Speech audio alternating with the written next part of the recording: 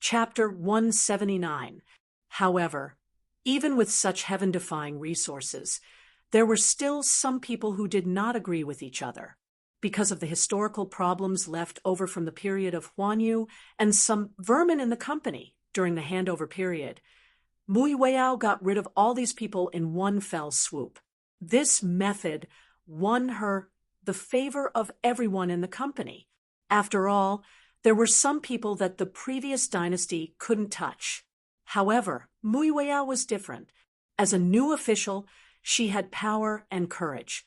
Originally, Yun Shishir didn't want Mu Weiao to handle the Vanity Fair. The Mu family was rich. To put it bluntly, even if Mu Weiao stayed at home, she could still sit on the wealth that she couldn't spend for centuries.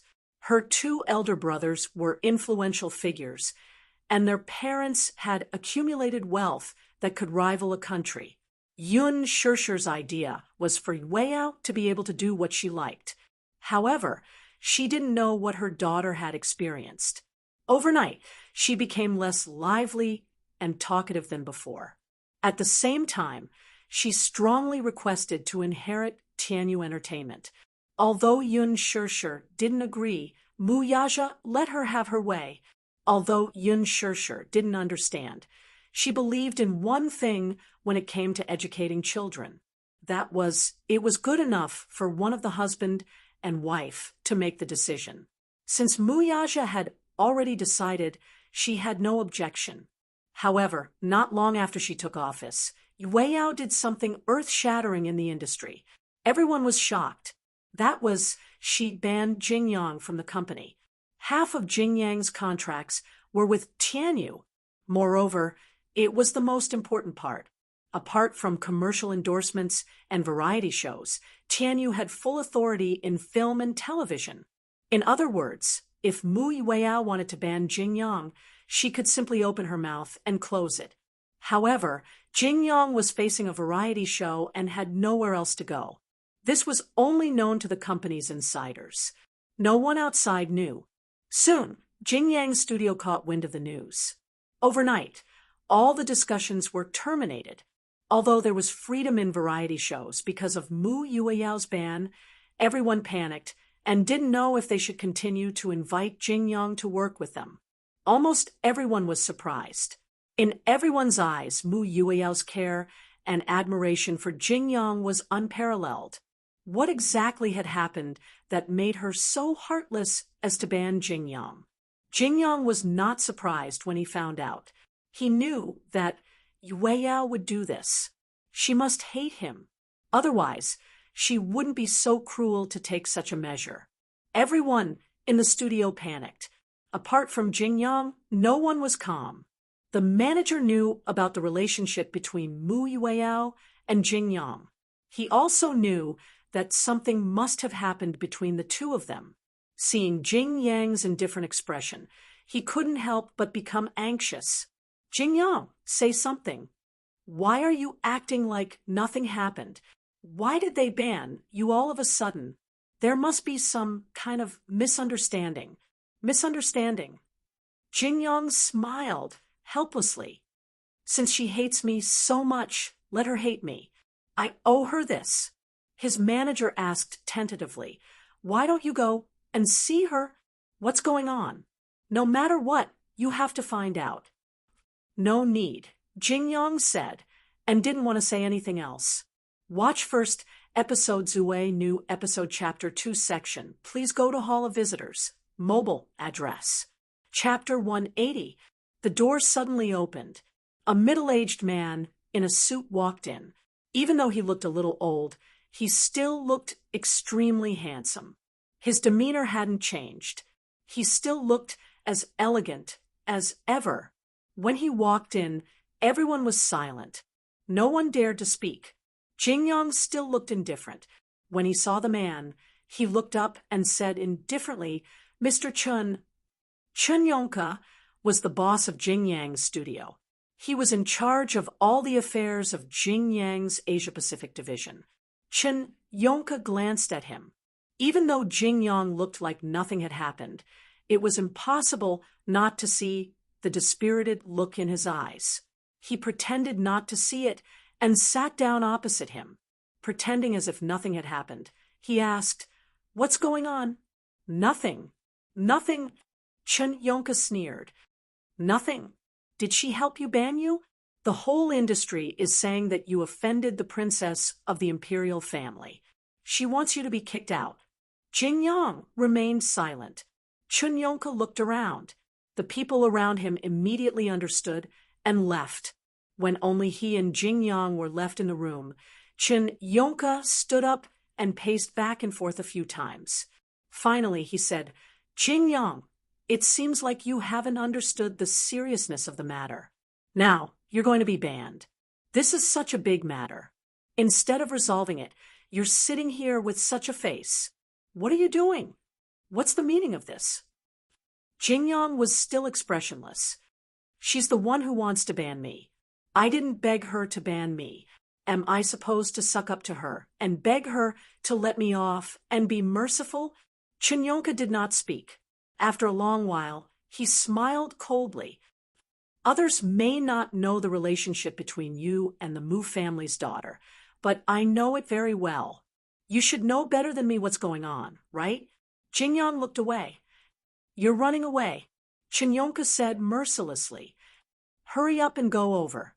Whether you beg for mercy or be shameless, you have to resolve this matter as soon as possible. Otherwise, you can say that you're wasting all our energy and time." When Jin Yang heard that Chun Yonka wanted him to look for Wei Yao, his face darkened. "Why? Of course you have to deal with your own problems. Don't tell me you want us to clean up after you?" Jin Yang smiled. "If she wants to ban me, it's just a matter of words. I can't do anything about it. You have a way." "I didn't. Even if you don't have a solution, think of one for me." Jin Yang remained silent. Chun Yonka couldn't bear to see him like this. He suddenly walked over, stretched out his hand, and grabbed his collar. "Now, think of a way. President Chun, don't force me. You think I wanna—" Chun Yonka said angrily, "You know, when you set up your personal studio, I invested 20 million, and this is just the initial funds. Later on, I invested tens of millions, and this studio signed a contract worth hundreds of millions. Just because of your personal matter, all our hard work is going to go down the drain. Jin Yang, don't be too self-righteous and selfish." Chun Yonka roared, and Jin Yang was like a mute, unable to speak. "I don't care how difficult it is for you. You must settle this matter for me. You understand?" Chun Yonka let go of him and continued, "You're not enemies. Why do you have to do this?" Chapter 181. Jin Yang just stared at the cup on the coffee table and did not say a word. Chun Yonka knew that he was being very aggressive, but he knew what he was doing. Jin Yang was his artist, and he knew his character very well. They had worked together for so many years, and Jin Yang had made a lot of money for him. He would not make things difficult for him over such a small amount of money. He just couldn't stand it. They were not enemies, especially after he came back from Hong Kong. He was always holding a ring in a daze. On the surface, he looked calm, but Chun Yonka knew that he must have been hurt badly. "Jin Yang, are you suffering from self-abuse?" Chun Yonka squatted down and looked at him seriously, but inadvertently, he noticed that the corners of his eyes were bloodshot. When he saw it, his heart ached, and he was angry that he did not fight back. But he did not say anything. He felt that he had made it clear enough. You can either talk to her or just quit the entertainment industry. Don't waste everyone's time. Jin Yang said gloomily, "Don't worry, I will take care of it." Chun Yonka was stunned and suddenly snorted. "This is your business. You have to be responsible for yourself. Put everything else aside." At the Moon Palace, Jin Yang held the business card. On it was the contact number of Tianyu Entertainment's public relations director, Han Guoyu. He also found out that Mu Yueyao was entertaining at the Moon Palace through him. He did not know why he was in a daze. In his heart, Mu Yueyao had always been a princess-like existence. She lived a good life, and the word entertaining should be very distant to her. When he found out that she had taken over Tianyu Entertainment, he was a little surprised. But on second thought, as the CEO of Tianyu Entertainment, it was inevitable that she would have to entertain people. Jing Yang walked into the club and stated his purpose of visit. The manager looked very cold. President Mu is busy. It is not convenient for him to introduce you. Jing Yang turned around and wanted to leave, but he suddenly recalled Chun Yonka's words. He braced himself and turned around again. I have something important to discuss with her, and I need to see her now. She won't see you. Jing Yang did not think much of it. You haven't told her. How do you know that she doesn't want to see me? The manager was speechless. He pinched his earpiece and walked to the side to report. Not long after, he walked over and looked Jing Yang up and down. He said coldly, "Come with me." Jing Yang followed the manager to the door of the private room. As soon as he pushed the door open, the originally quiet corridor reverberated with the music from the private room. The manager first went in to ask for instructions, and then Jing Yang went in. Just as he walked in, he saw Mu Yueyao surrounded by several handsome men. On a small stage, a popular idol group was holding a microphone and singing a pop song. Jing Yang's sudden intrusion surprised everyone. The news of Jing Yang being blacklisted hadn't spread that far and wide. Other than the senior management, the artists under him hadn't heard much about it. Jing Yang was a popular idol. Compared to him, the idols in the room were considered juniors. Wow, it's Jing Yang. This is the first time I've seen him in person. God, so handsome.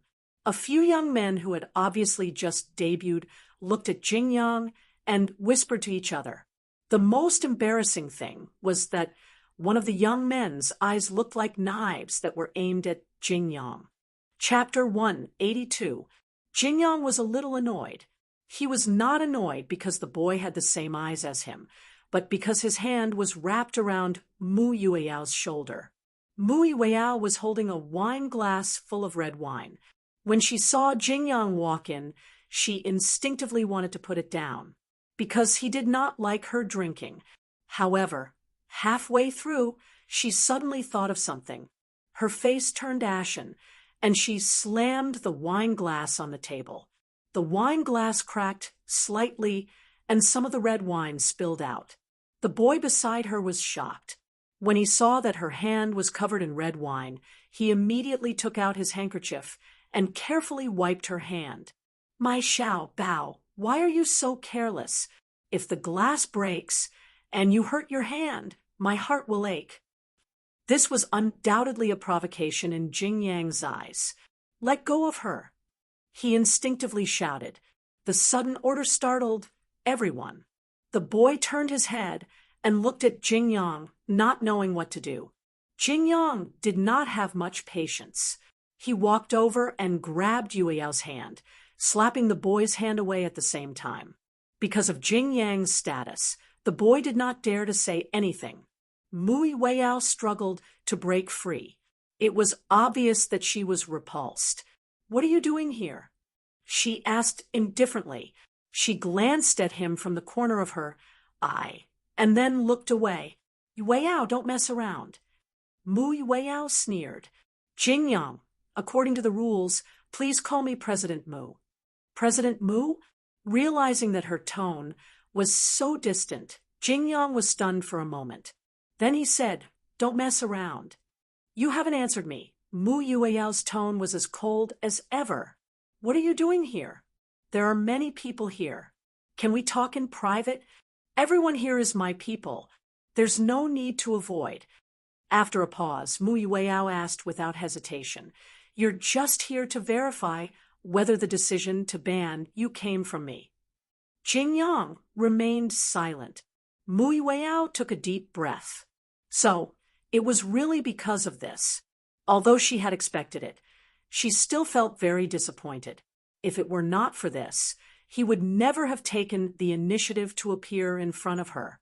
Mu Yueyao said calmly, "I was the one who made the decision to ban you. You don't have to be surprised about this, and you have no right to object."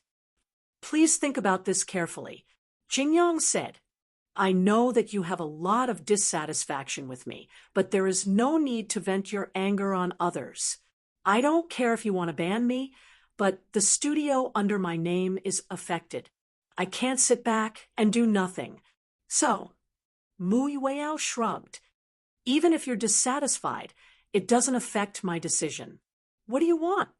Jingyang was a little angry. "You don't have to target me from this angle. Jingyang, don't be so arrogant.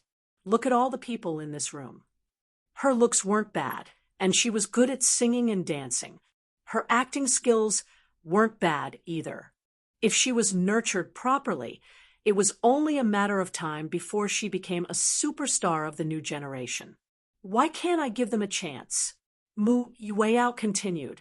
"More importantly, they are all loyal to me. They won't make me unhappy or angry. Why should I support you and look at your face? Am I asking for trouble?" Every word was like a gem. Jingyang looked at her silently. He didn't know why, but his heart palpitated. Watch first, episode Zue, new chapter section. Please go to Hall of Visitors. Mobile address. Chapter 183. Jingyang looked at her silently. He didn't know why, but his heart was palpitating. Mu Yueyao looked at him silently. She didn't know why, but she thought she had completely let go of him, that she had given up on him. But when Jingyang appeared in front of her again, her heart was fiercely shaken. The longing that had festered long ago overflowed in her heart. Mu Yueyao turned away and didn't look at him anymore. Jingyang said quietly, "Are you hoping that I'll be like them and please you?" Mu Yueyao was stunned. She didn't think that way at all. However, just as she was about to deny it, she felt that if she denied it, it would make him feel that she was bowing down to him. She had been so humble for so many years, but even so, she couldn't wait for him to turn back. Then, she would take what he said as the truth. Would he please her? So what if he pleases her? Mu Yueyao sneered and asked calmly, "Can you?" Jingyang's expression was still cold and didn't change at all. Mu Yueyao raised her eyes and glanced at him without leaving a trace, but her tone was even colder. "Are you willing to please me? You're the nation's idol. You've always been high and mighty. Pleasing me is equivalent to lowering yourself." Would he? Lowering myself? To him, this word was undoubtedly a great humiliation. Whose dignity? Whose nobility? Whose dignity? In front of her, what dignity and dignity did he have? Jingyang silently sucked in a breath of cold air. Finally, he slowly exhaled. Suddenly, he strolled in front of her. He was too tall. Mu Yueyao could still remember that he was only half a head taller than her. In fact, when they were in middle school, she had developed faster than him and was about the same height as him. In the blink of an eye, he had grown into a 182-meter tall young man. Standing in front of her, he felt a sense of oppression. Mu Yueyao suddenly felt suffocated. What made her feel even more suffocated was that in the next second, he suddenly bent over and lowered his head.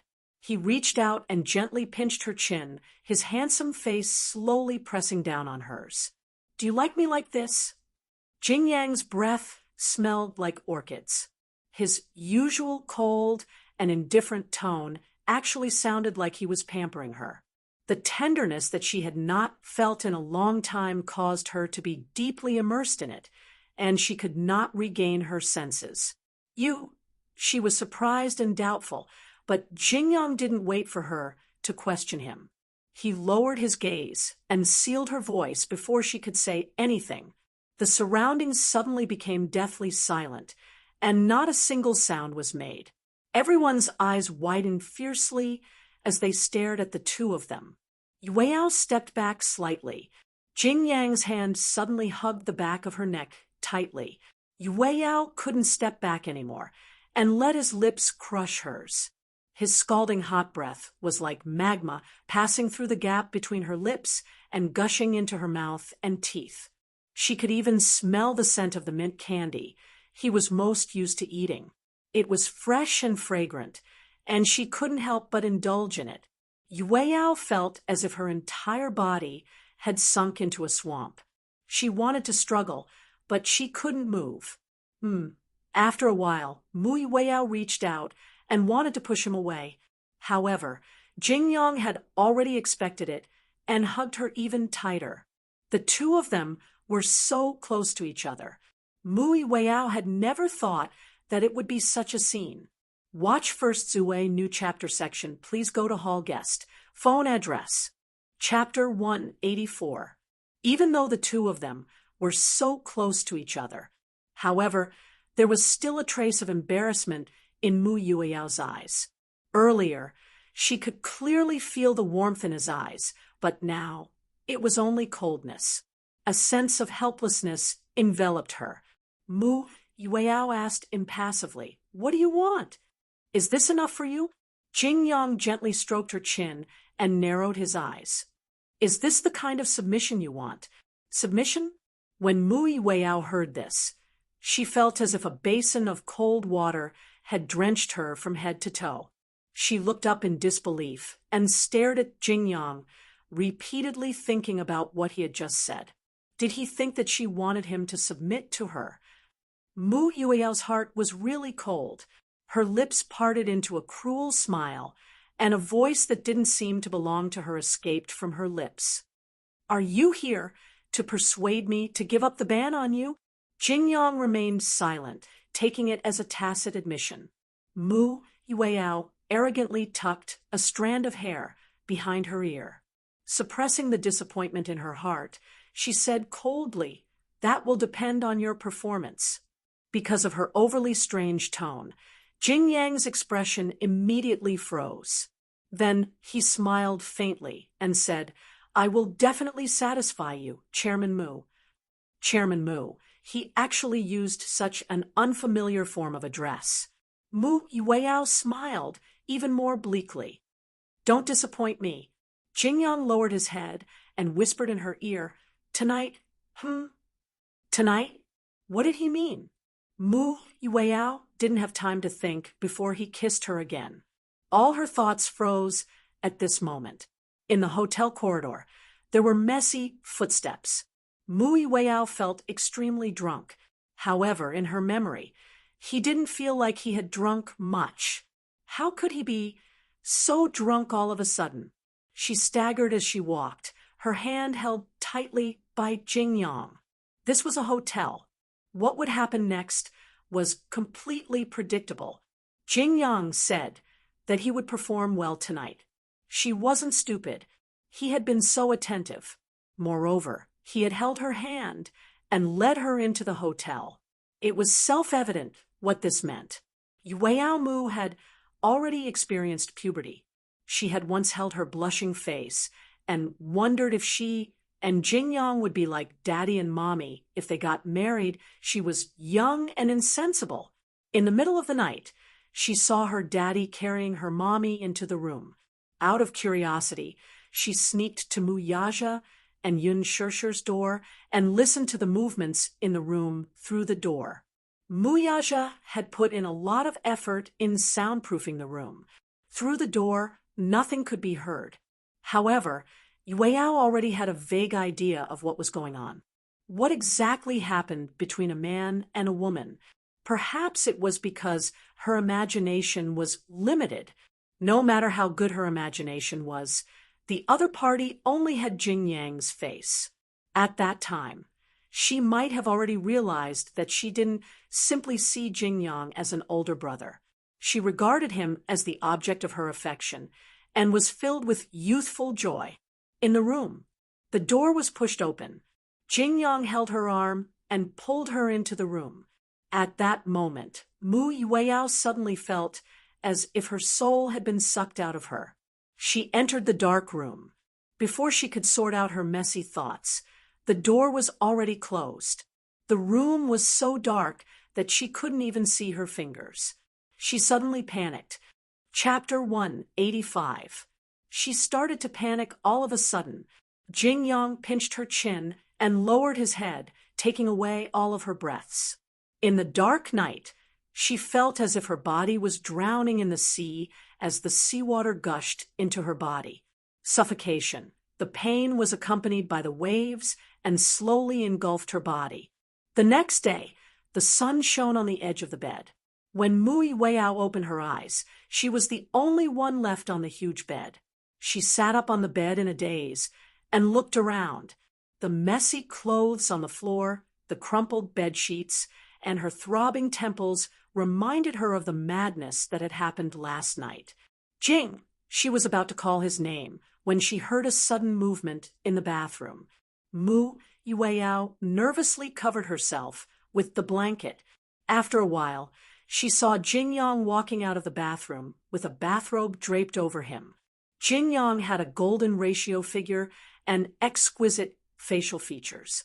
Even though he was only wearing a simple bathrobe, it did not detract from his heroic demeanor. He was able to become such a popular celebrity not only because of his superb acting and singing skills, but also because of his face. Mu Yueyao wrapped herself up like a dumpling and was extremely embarrassed. She wanted to break the silence, but she did not know what to say. "Are you satisfied?" Jingyang was the first to break the silence. Mu Yueyao did not know what he wanted to ask. Last night, Jingyang sat on the edge of the bed with a calm expression. The gentleness in his eyes was unprecedented. "Are you satisfied with my service?" Mu Yueyao's face turned pale at once. She felt that every word he said seemed to be humiliating her.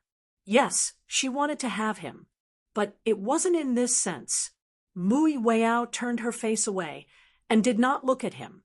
Jingyang took a deep look at her and raised his eyebrows slightly. "Oh, looks like you're not satisfied."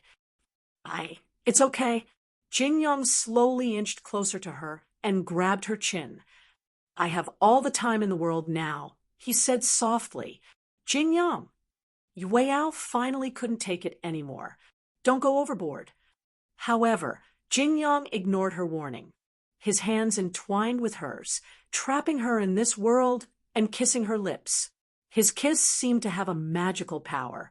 When she touched his lips just now, it was as if she had been poisoned, and she could no longer move. Mu Yueyao struggled with her last bit of rationality. "Jingyang, don't do this. Don't you like it?" Jingyang leaned over. "Mu residence." Mu Yueyao did not return home for the entire night. Mu Yaja's expression remained the same. The manager of the clubhouse called and reported Mu Yueyao's whereabouts. The manager said that Mu Yueyao had been with Jingyang and had not left the clubhouse. Mu Yaja was relieved. Yun Shishir was still worried when she heard that. These two fellows seem to have some conflict. Recently? Is it really not a big deal? Mu Yaja said disapprovingly. "Let the youngsters solve their own problems. Why are you getting involved?" Yun Shishir pouted. "I'm a youngster too, okay? Could it be that in your eyes, I'm already an old woman?"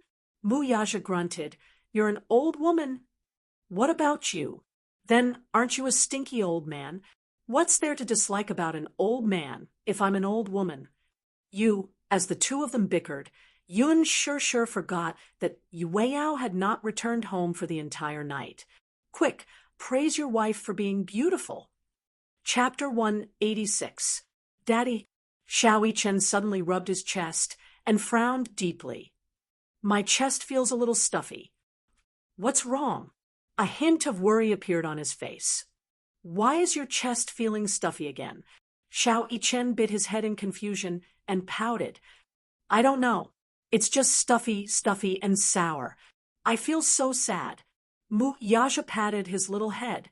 At that moment, there was a sudden commotion at the entrance. Oh my God! So beautiful! The end of the red carpet was once again crowded with enthusiastic reporters.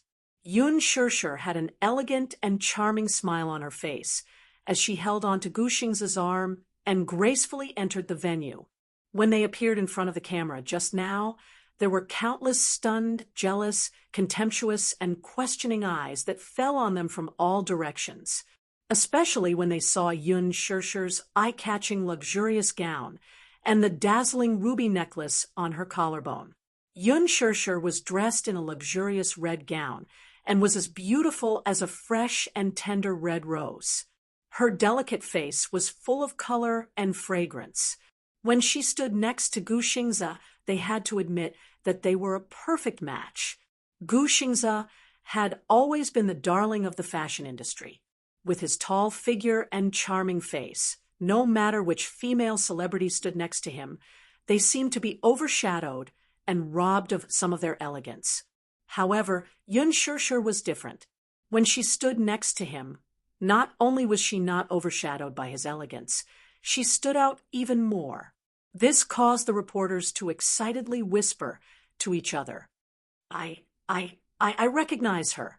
Isn't she the newcomer who came in with Heavenly King Gu? Yes. Her name is Yun Shirshir. I heard her name just now. I heard that she's a very talented newcomer with great acting skills. I heard that she's the female lead chosen by Director Lin. You know, Director Lin's standards. TSK. He's very strict. To be able to gain Director Lin's approval, his background must be extraordinary. Amazement and praise rushed towards them like a surging wave. Yun Shirshir was a little scared, but she still had a charming smile on her face. She cooperated with the media's request to stop and hold hands with Gu Xingze, accepting the baptism of the spotlight. Mu Wanru immediately caught sight of the brilliant blood-red streak on Yun Shirshir's neck. She widened her eyes in surprise and clenched her fists in disbelief. Then, her suspicious gaze slowly turned to Mu Yaja. There was no way she would mistake that ruby necklace. It was Mu Yaja's personal keepsake, and the only precious relic his mother had left him. In the past, when she saw this necklace, he had always kept it in a small and exquisite crystal box. He always carried it with him and never left it. Even she couldn't touch it, not to mention the others. This necklace was priceless. Its value was immeasurable. He actually gave it to Yun Shirshir. It must be fake. That necklace must be fake, right? It must be fake, right? Otherwise, how could it be? Mu Wanru's face turned even paler. If the occasion permitted, she really wanted to rush over and turn Yun Shirshir into ashes.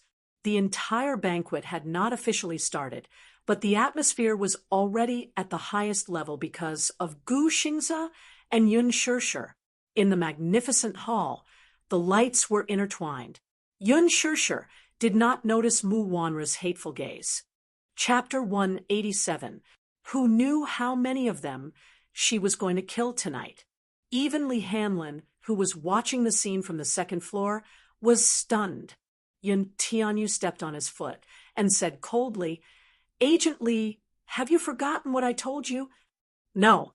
Li Hanlin reacted at once. Perhaps he was too shocked. He was so agitated that he almost dropped his expensive SLR camera on the floor. He broke out in a cold sweat. "Calm down." Yu looked at him speechlessly, as if mocking him for being inexperienced. "Director Yun, oh my God! Madam Yun is so beautiful. That time seems to have stopped." Li Hanlin was deeply shocked by this beauty.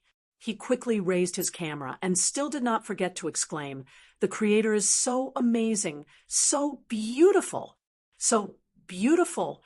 Of course, my mommy is a fairy who has descended to Earth." Yu smiled knowingly as he looked at his mommy affectionately. His eyes were filled with tenderness and warmth. "Sister Jingtian, isn't that Yun Shirshir? Oh my God! She's so beautiful in her gown." Tang Yu, who was at the VIP table, exclaimed when she saw Yun Shirshir. She nudged Lu Jingtian, who was toasting with others, in disbelief. The latter turned around unhappily and coldly said, "What's with the noise? Are you inexperienced? Seriously. Do you still remember her? She's the newbie that Director Lin has been grooming recently. The necklace on her neck is so beautiful. It's actually a pigeon's blood ruby." Lu Jingtian's heart skipped a beat. She followed Tang Yu's line of sight and was shocked too. That necklace looks so familiar. She seemed to have seen it somewhere before and had a deep impression of it. Suddenly, a white light flashed in her mind. This isn't. Lu Jingtian's eyes flashed with surprise, and then a fire of jealousy ignited in her. That necklace was a one-of-a-kind item in the world. She had only seen it on Brother Mu's wrist before. She heard that this necklace meant a lot to him and was regarded as his life. She was very fond of this necklace at first, so she begged him to let her have it. However, she accidentally angered him. At this point, she no longer dared to covet this necklace too much. It was rumored that this tear of rose was the last work of Jean Toomerson, the top Italian jewelry designer of the last century. After that, many jewelry designers used it as a source of inspiration to design many exquisite diamond necklaces. However, pigeon blood rubies were rare in the world. This rose's tear could be said to be the queen of gems at the end of the last century. Why was it on her? The suspicion in Lu Jingtian's eyes deepened, but what was more hidden in them was undisguised jealousy and hatred. She was going to steal all the limelight at tonight's cocktail party. This Yun Shirshir had stolen her role and her limelight. Lu Jingtian's gaze fell on Gu Xingze in disbelief. She was Gu Xingze's female companion. Lu Jingtian had previously invited Gu Xingze to be her male companion tonight, but she was mercilessly rejected by the latter, saying that he already had a date. She had been disappointed and thought that she was an international superstar invited by Huanyu Entertainment. It was actually her, a newcomer, who had yet to debut. What was this? Lu Jingtian's heart was in turmoil. Chapter 188. When Yun Shirshir walked past her, she secretly stuck out the tip of her foot from under her dress. Perhaps her gaze was too sharp, so it attracted Yun Shirshir's attention. She had learned from her mistakes. Earlier, when she saw Yang Mi making things difficult for Yun Na, she was very mindful of her feet. The gala was a solemn occasion. Gu Xingze did not hesitate to use his popularity to promote her. Knowing how to cherish opportunities, she maintained the highest standards, be it her bearing or elegant expression. Yun Shirshir saw the hostility in her eyes and warily glanced at her feet. She quickly sensed that something was amiss. However, she pretended not to see it and nonchalantly held Gu Xingze's arm as they brushed past each other. Under her feet, a pair of slender 7-centimeter heels ruthlessly crushed the back of Lu Jingtian's feet. Before Lu Jingtian could see Yun Shirshir's embarrassing moment, she cried out in pain from her toes. Her forehead was instantly covered in cold sweat. Yun Shirshir's heels were very exquisite, especially the pair of long and slender heels. Coincidentally, Lu Jingtian had worn a pair of fishmouth heels to match her gown today. Yun Shirshir purposely aimed her foot at her exposed big toe. If she stomped on it with all her might, it would only be a small crack on her fingernail, but she was afraid that she would break her bone. The pain of having her bones broken was heart-wrenching. With this stomp, Lu Jingtian fell to the ground. Today, she had chosen a short gown, but for some reason, she did not wear any underwear. Not only did she tumble, but she also exposed her underwear in front of everyone. The sharp-eyed media quickly snapped a few high-definition photos of her, making her look awkward. She cried out in pain without caring about her image. She was in so much pain that she was drenched in sweat. She felt suffocated as her breathing quickened and tears flowed uncontrollably. Yun Shirshir. Tang Yu, who saw this scene, was the first to jump out. She pointed at Yun Shirshir and said fiercely, "Did you do this on purpose?" Yun Shirshir, too, was stunned by this sudden accident. She covered her mouth helplessly and was momentarily at a loss of what to do. She was so frightened that she kept quiet. This accident caused quite a commotion. Gu Xingzi shielded Yun Shirshir behind him and glared at Tang Yu warningly. "What do you mean by this?" His eyes were unusually cold. For a moment, it was as if the temperature around them had dropped to the freezing point. Tang Yu was intimidated by his gaze. She restrained her fierce tone, but she was still indignant. This newbie doesn't know her place. How dare she step on Miss Lu's feet? Miss Lu was an honorific in Huan Yu's name. For A-list celebrities like Yang Mi and Han Yuyen, it wasn't a big deal to call them by their names. However, a third-rate celebrity like Tang, you could only respectfully address her as Miss Lu. Gu Xingzi said expressionlessly. Shirshir stepped on Jingtian's feet. "Did you see it?" Tang Yu mumbled. "No." Yang Mi and Han Yuyen stood at a distance, not intending to step forward. Now that Chairman Mu and young Madam Mu were present, it was better to protect themselves and not get involved in this mess. Chapter 189. She used so much force. "Brother Xingzi, I feel like my toes are going to break." Lu Jingtian lamented pitifully. I didn't."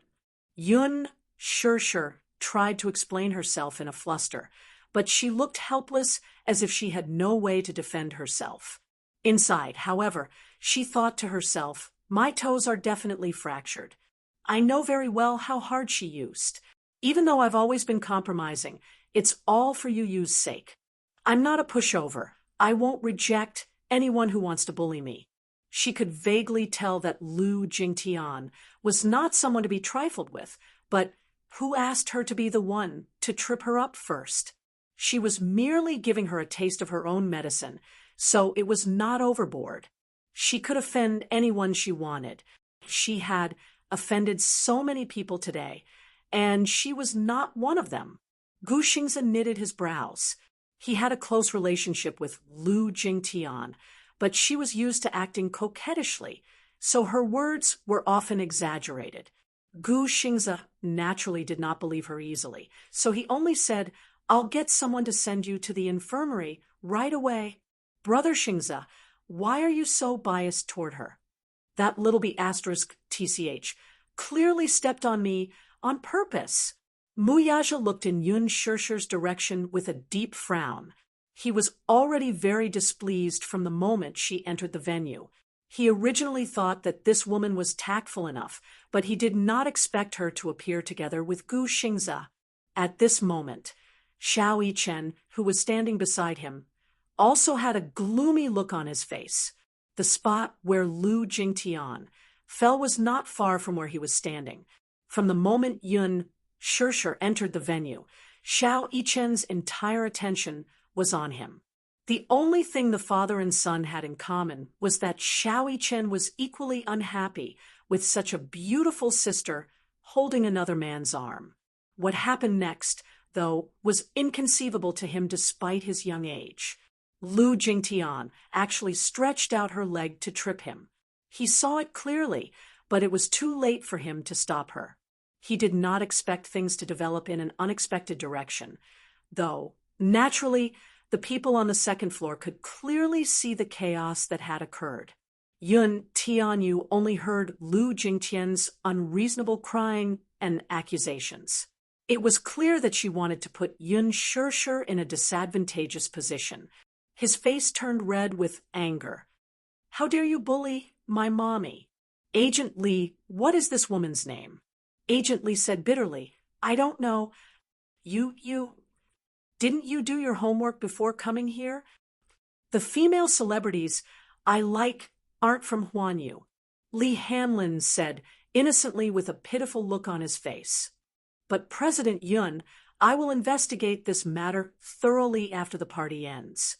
Yun Tianyu leaned on the railing and looked around for a while before anxiously saying, "No, I want to go down."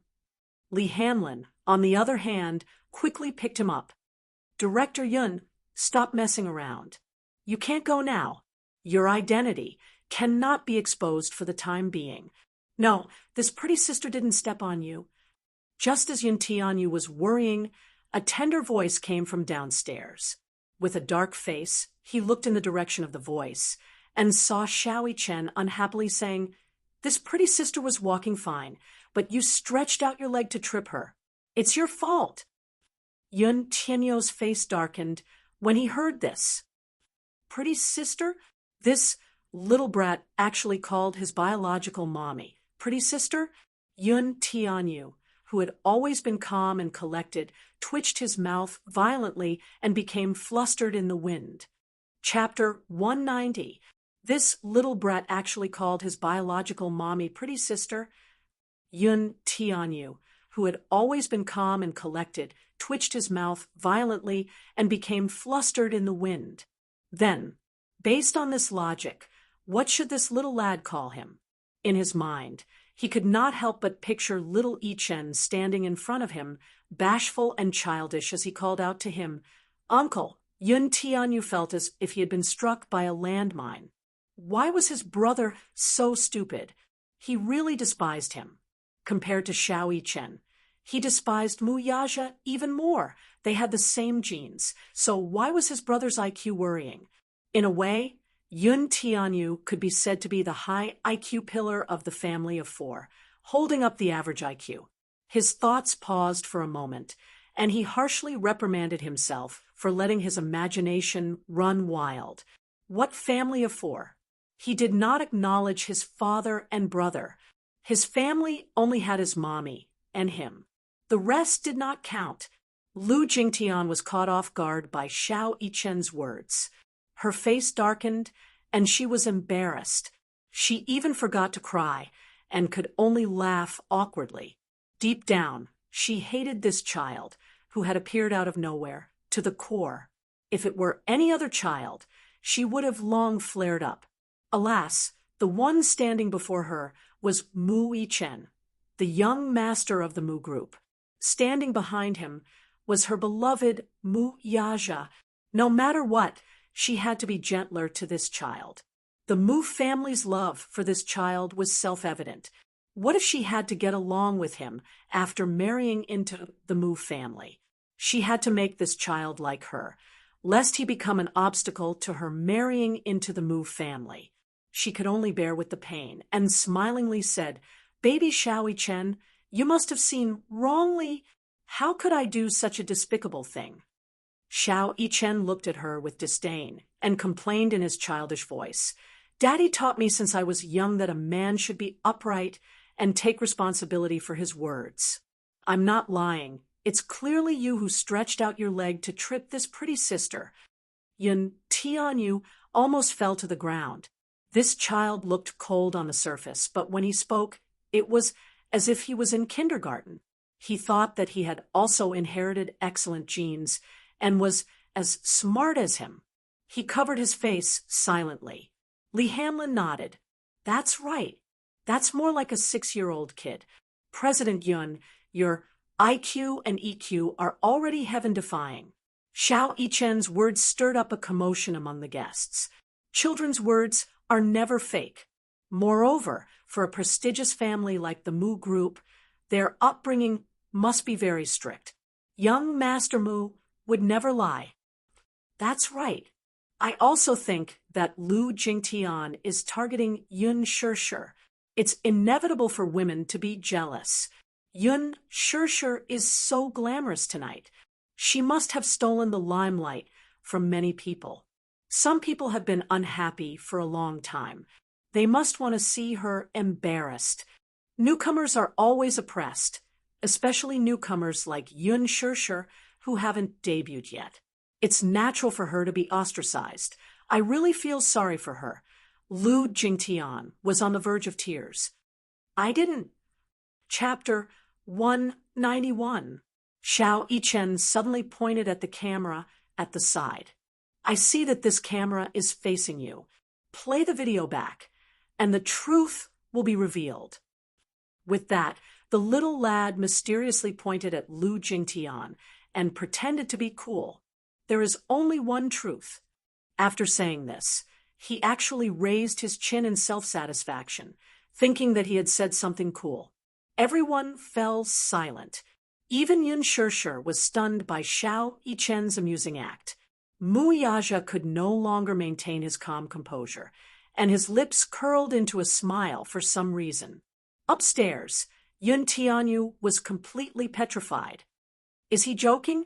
Gu Xingze let out a pft as he was amused by Xiao Yichen's amusing look. Ha ha ha. The guests were also tickled by the little guy's adorable side.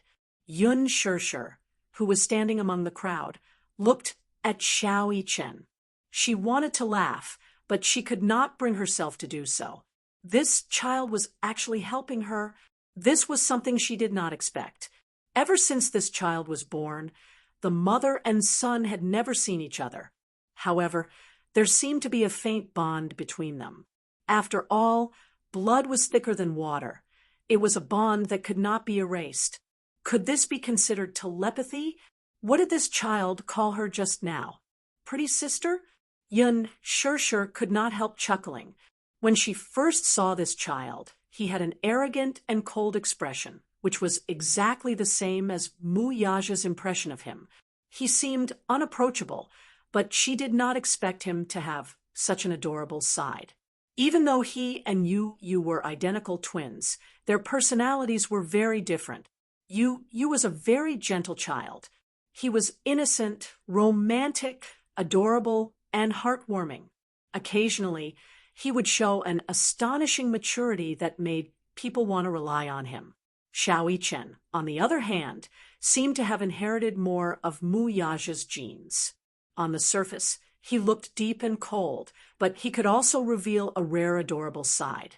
In life, he must be a very clever child, right? She had missed 6 years of his life, which was one of her biggest regrets. For a moment, the awkward atmosphere was diluted. Gu Xingze smiled as he secretly signaled his assistant with a look. The assistant beside him immediately understood and hurried forward to help the woman up, intending to take her to the infirmary. Lu Jingtian was throwing a tantrum, but Gu Xingze's assistant had his ways of calming her down with just a few words. Miss Lu, do you really want to make a big fuss? The camera was on just now. If you rewind it, you can clearly see what you did just now. Coincidentally, I also saw that scene just now. Xingze is just giving you a way out so that you can lie low for a while. After a pause, she asked, there are so many people here. Do you have to embarrass yourself? She was at a loss for words. I just can't stand her. Why should everyone revolve around her? Miss Yun Shishir is Xingze's female companion at tonight's gala. He values her very much. Yet, you're making trouble for her. What are you doing to him? I have no intention of targeting Brother Xingze. He's just giving Director Lu face. Don't do this again. Next time. Sorry. She finally calmed down and allowed the assistant to help her to the infirmary. This storm had finally come to an end. Chapter 192. In the infirmary, Gu Xingze's assistant, Jin Yu, helped Lu Jingtian into the room. The bed closest to the door was covered in blood. On the bed lay an unconscious woman. Jin Yu was shocked by this terrifying scene. What's wrong with this person?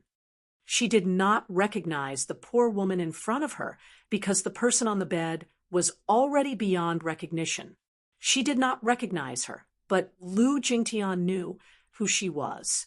Was it not her fault that Yun Na ended up in this state? Her face was covered in blood. Even though they had taken measures to stop the bleeding, blood still seeped out of the wound. It was a horrible sight. The infirmary had only done some simple treatment.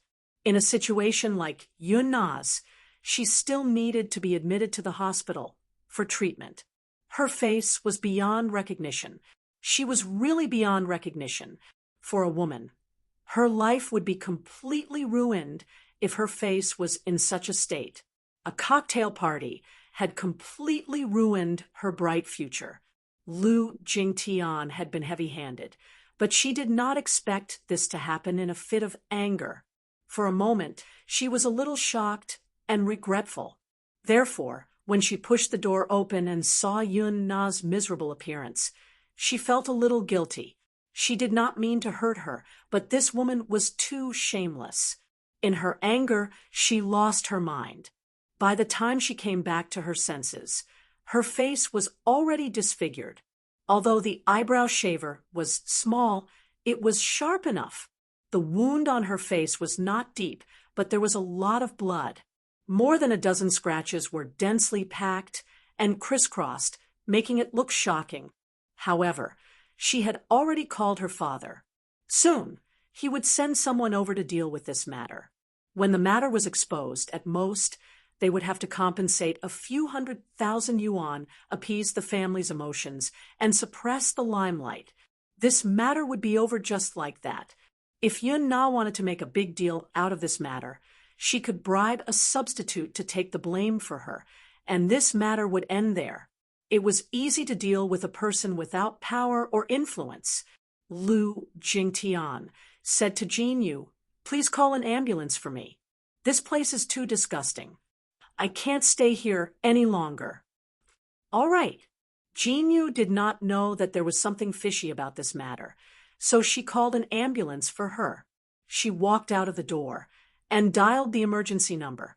Lu Jingtian's foot must have been fractured. Jinyu knew this in her heart. With such high heels, it would be strange if he wasn't crippled. Once there was no one else in the room, she boldly walked to the bed and lifted the person on it with the tip of her foot. When there was no response, she frowned, a little worried that the person might die. She remembered kicking this woman's vitals several times when she was teaching her a lesson. Could she be dead? She stretched out her hand and checked her breathing. Only when she sensed her rapid breathing did she heave a sigh of relief. "Bitch, don't blame me for being ruthless. You deserve it." Just as she finished speaking, she wanted to withdraw her hand, but her wrist was suddenly held tightly by that blood-stained hand. Lu Jingtian's eyes widened in shock. The person on the bed suddenly opened his eyes. His face was ferocious, and his eyes were wide open. His eyes were red, as if they were filled with blood. He was like a malicious spirit from purgatory. It was extremely terrifying. "I will kill you, I'll kill you." Yun Na seemed to have woken up from a nightmare. She gripped Lu Jingtian's wrist tightly and cursed through gritted teeth. I won't let you off even if I become a ghost." Chapter 193. Let go. The asterisk emenet. Lu Jingtian was so frightened that she raised her hand to slap Yun Na. Only then did she manage to break free from the latter's grasp and limp out of the door in a panic. She bumped into Jinyu, who had just contacted the emergency center. Seeing her flustered look, Jinyu asked curiously, "What's wrong?" "Hurry up and send me to the hospital." Even though Jinyu found her odd, she did not want to probe further. Some things were not good to know too much. The vintage palace-style banquet hall, with its exquisite murals and richly ornamented ceiling, gave one the illusion of being in a luxurious palace. After the opening speech by several heavyweight guests from Huanyu Entertainment, it was time for the ball. In the hall, elegant music filled the air. After experiencing all the previous incidents, Han Yuyen and Yang Mi finally behaved themselves. They were considered veteran artists and naturally knew how to act according to the occasion. Hence, they did not make things difficult for Yun Shishir again. Lin Fengtian arrived late. The moment he entered the venue, he was surrounded by female stars who took turns to flatter and toast him. all for the sake of befriending him. After putting in a lot of effort, Zhang Xian's good mood was ruined. Yun Shishir walked over leisurely with Gu Xingze on her arm. Lin Fengtian's eyes lit up when he saw them, and he exclaimed, "Shishir, oh gosh, you're so beautiful tonight."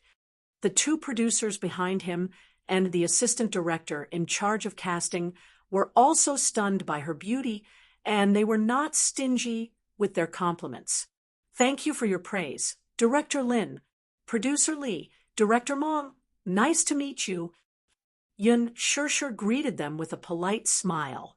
"Miss Yun, you remember our names?" Producer Li was a little surprised, and a look of admiration appeared on his face. You and Director Meng were also present during the audition. It's polite to remember the names of the judges. Director Meng laughed. "Director Lin, you have a good eye for talent. This newbie is very humble and polite. With her beauty and talent, she'll definitely have a bright future." "That's right. When have the people I've chosen ever disappointed you?" Lin Fengtian asked back proudly. Gu Xingze smiled and said, "Shishir is a very polite girl. I like that very much." "I like it too." She did not know why, but her face was inexplicably flushed red. Yes, this was a very good point. Unlike some newbies who think they have good resources and don't take others seriously, Director Meng suddenly changed the topic. "But Miss Yun, let me tell you, if you want to be in Director Lin's film, you have to be mentally prepared." Director Lin was famous for being harsh and picky when it came to filming. Before Han Yuyen became famous, she had appeared in one of his shows and was scolded to tears. TSK. He's known as the devil director in the circle. Who knows how many beautiful girls he's ruined? Gu Xingze shook his head, helplessly. "Yeah, I've also been scolded by Director Lin." "Huh." Yun Shishir was shocked. "Xingze, your acting has always been good." Gu Xingze pursed his lips and smiled without saying a word. Director Meng laughed and said Xingze had just debuted not long ago. When he appeared in Director Lin's show, he was also scolded badly because of one look. Lin Fengtian snorted coldly. "Xingze is so popular now. Doesn't he have to thank me for recognizing his talent?" Chapter 194. Director Lin is very strict when it comes to filming. It's out of respect for his career. When it comes to acting, you have to be strict in order to make a good movie, Yun Shishir said. Everyone looked at each other and exchanged knowing glances. This newcomer was really good, and they all approved of her. After the greetings, Gu Xingze pulled Yun Shishir aside and gently whispered in her ear, "Shishir, let's go dance." "But I don't know how to dance. If I don't dance well, it'll be embarrassing." Yun Shishir was a little scared. Gu Xingze winked at her mysteriously. "Why, don't you believe in Teacher Gu's teachings?" Without any explanation, he held her hand and walked to the center of the dance floor. He taught her the basic gestures and rhythm of the dance. Then, he held her waist and gently held her hand. Yun Shishir also followed his instructions and placed her hand on his shoulder. Their arrival attracted the attention of countless people. The man's handsomeness and the woman's beauty seemed to condense into the most moving picture in the world. At this moment, it made the surrounding area lose its color. Yun Shishir felt the gazes on them and couldn't help but become more timid. "Xingze, don't be afraid. Follow the rhythm." In the VIP seats, Mu Yaja held a wine glass in one hand, and his cold gaze fell on the couple in the middle of the dance floor. His eyes slowly condensed into a vicious fog, and the joints of his fingers holding the wine glass gradually stiffened. Xiao Yichen sat at the side and stared fixedly at Gu Xingze and Yun Shishir. He didn't know why, but he inexplicably felt that this man was very annoying. He hugged his arms angrily, and his handsome little face was full of indignation.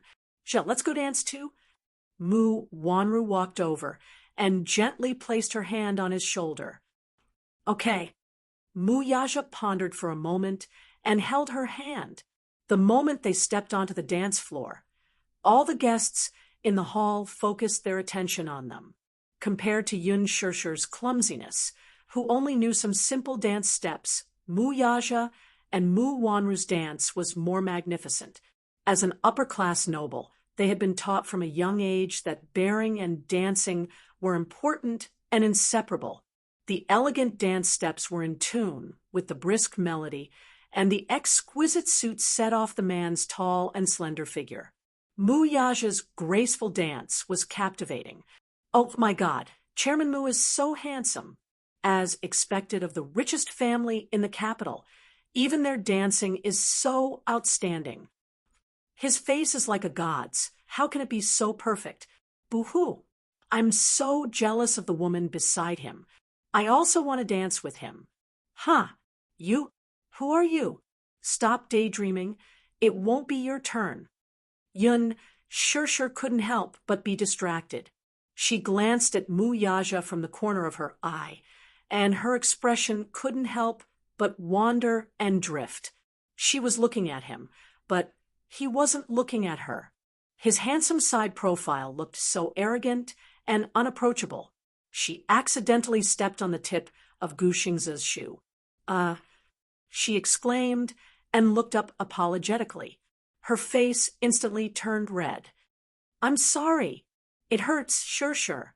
Gu Xingze raised his eyebrows helplessly. "Where are you looking? Dancing requires full concentration. Otherwise, you'll mess up the dance steps." She nodded absent-mindedly, but she didn't seem to have any intention of continuing the dance. Her heartbeat was suddenly disrupted. Chapter 195. It was as if her entire focus had been taken away by that man. In a moment of absent-mindedness, she accidentally repeated the same mistake. History was repeating itself. Yun Shirshir lowered her head and looked at Gu Xingze's handmade leather shoes that she had trampled on twice. The guilt in her eyes seemed to overflow. "Shirshir, you're distracted." Gu Xingze frowned and slowed down the rhythm. I didn't," she weakly defended herself. She was also very upset. Why was she suddenly distracted? The scene of Mu Yaja and Mu Wanru dancing together just now was like a thorn that pierced her heart. It was painful and itchy. Yun Shirshir looked up and was still fretting over how to explain herself. Suddenly, from the corner of her eye, she saw Mu Yaja holding Mu Wanru's hand and approaching her. Before she could be surprised, she saw Mu Yaja's hand gently push Mu Wanru's waist. He naturally reached out to take Yun Shirshir's left hand and pulled her into his embrace. Before Mu Wanru could react, she was instantly pushed to Gu Xingze's side. When she finally came back to her senses, she saw that Mu Yaja had already walked to the center of the dance floor with Yun Shirshir. In a fit of anger, she couldn't flare up on the spot. After all, there were many important guests present. She had no choice but to reluctantly maintain her smile. She turned to look at Gu Xingze and extended her hand. However, Gu Xingze didn't look at her. Instead, he stared coldly in the direction of Mu Yaja and Yun Shirshir. His expression was slowly freezing. "Xingze," Mu Wanru couldn't help but feel a little awkward. "In any case, let this dance continue. Otherwise, how embarrassing would it be to be abandoned by one's dance partner on the dance floor, especially when she was at the peak of everyone's attention just now. Now that she was abandoned, if she were to leave with her tail between her legs, she would definitely be laughed at by everyone." She was a little anxious and urged, "Xingze?" Gu Xingze turned around with a cold face. He looked at Mu Wanru's stiff hand in the air and her eyes that were constantly hinting at him. he said expressionlessly. "Forgive me for not accompanying you." With that, he left the dance floor without looking back, leaving Mu Wanru in the same spot, not knowing whether to move or not to move. What was the meaning of this? Was she trying to embarrass her on purpose? It was as if they could hear the merciless mockery from the guests. "I've been abandoned, so the so-called young Madame Mu is nothing more than this. Yun Shirshir is more beautiful than her. Any man would be willing to dance with such a beautiful woman. Sigh, poor her. After all, she's still CEO Mu's fiancée. She's just a fiancée. They're not even officially married. It's just a title. She can be abandoned at any time." Those sarcastic and mean whispers and merciless mockery pierced her heart in an instant. Mu Wanru kicked Yun Shirshir's back view with a gloomy face. Yun Shirshir! At this moment, all the guests on the dance floor stopped dancing. Some of them were envious, and some of them were stunned. They were mesmerized by the couple dancing in the middle of the dance floor. The beautiful and eye-catching scene really made the world lose its color. Muyaja's dance was very elegant. She didn't know what skill he used, but Yun Shirshir, who was still a little slow in the hands of Guxingza, seemed to be enlightened in front of him. Whether it was the dance steps or the melody, it was perfect. Chapter 196. Mu Wanru clenched her fists tightly. She wished she could cut this Yun Shirshir into pieces right now. Seeing her standing there alone, Alan immediately walked forward. As soon as he reached her side, he could easily smell the gorgeous fragrance on her body. In an instant, his mind was stirred up. The scene from before suddenly appeared in his mind. In the assistant's office of Dishing Financial Group, he had taken advantage of her to his heart's content. The carefree feeling of being in perfect harmony with her was unforgettable. For so many years, his feelings for her seemed to only exist in his fantasies. That day, all his dreams finally came true. The nervousness and excitement of having an affair stimulated his hormones to the extreme, and he finally stopped restraining himself. Unfortunately, after that, Mu Wanru was lukewarm toward him. She even ignored him. He tried all sorts of ways to get close to her, but she always found all sorts of reasons to avoid meeting him. That day's incident seemed to be the end of their incestuous relationship. Alan had mocked her more than once. Did she not care about him, now that he was no longer of any use to her? "Madam, if you don't mind, I'll dance with you." He was being kind and wanted to ease her awkward situation, being abandoned by Chairman Mu on the dance floor, and Gu Xingza ignoring her. She must be in a very awkward situation. "What dance?" "I'm not dancing anymore." Mu Wanru angrily turned to leave the dance floor. Aaron chased after her with a nervous look on his face. "Don't follow me," she said angrily, driving him away mercilessly. "Madam," Mu Wanru walked to a secluded corner and suddenly turned around to glare at him. "Go away, don't bother me." "Wanru!" Alan mustered up his courage and grabbed her wrist in a corner of the corridor. He did not let go. Mu Wanru was slightly taken aback by his overly intimate form of address. Her heart skipped a beat before she reacted and turned around to give him a slap. Slap! It was a crisp and clear sound. "Why are you calling my name? Are you afraid that others can't hear you? Aren't you afraid of gossip?" Alan said confidently, "I'm not afraid." "I'm afraid." Mu Wanru tried her best to suppress her anger and pretended to be calm. "Alan, you have to know who you are. I'm still Chairman Mu's fiancée, and you're my fiancée's assistant. Please show some respect." Alan stared at her, but he didn't say anything for a long time. His eyes were burning. "Let go. You, let go of me." Mu Wanru panicked. She reached out her hand to break free. Her face was filled with anger. "What do you want?" Ellen said with a lonely expression. "Are you going to cut ties with me now? What do you take me for?" As if struck by lightning, Mu Wanru immediately requested that matter, please forget about it. Forget. It clearly happened, so how could I pretend to have lost my memory? Wanru, you enjoyed it that day too, didn't you? You're not pretending, are you? You want me to, don't you? Alan asked again and again. His explicit words made Mu Wanru's heart jump. Stop talking. She wanted to give him another slap until he woke up. Although she was Mu Yaja's fiancée, it was only in name. Not to mention bed matters. Even basic intimacy was very rare. She was also a woman. Naturally, she also had needs and needs to vent in terms of men and women. That day, she really enjoyed it. It was a pleasure that she had not tasted for many years. It made her body and mind sink.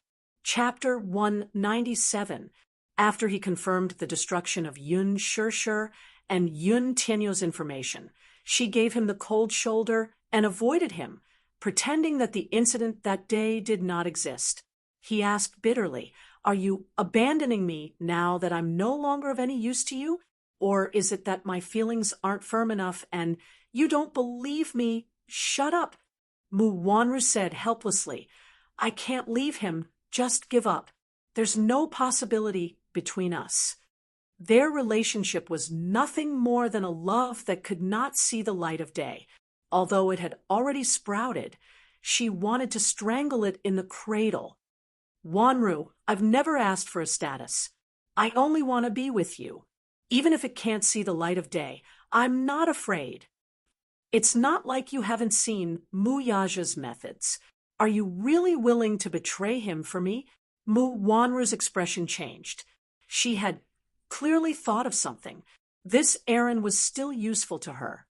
She might as well make use of him a few more times.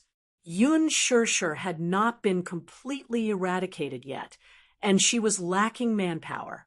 Alan confessed affectionately, "For you, I'm willing to climb a mountain of swords and plunge into a sea of fire. Even if I have to tread on fire, I'm willing to do so." "Really?" Mu Wanru's eyes flashed. She gave a sinister smile and pretended to be weak. "Are you really willing to do anything for me?" "Yes. Yes." He nodded heavily. "That's great," Mu Wanru said hatefully. "Yun Shirshir has always been a thorn in my side. Get rid of her for me. I want her to be utterly ruined." Blood flashed in his eyes. He looked like a servant bewitched by a demoness. Even if there was a bottomless abyss in front of him, he would not hesitate to risk his life for her. "Wanru, what should I do? What do you want me to do?"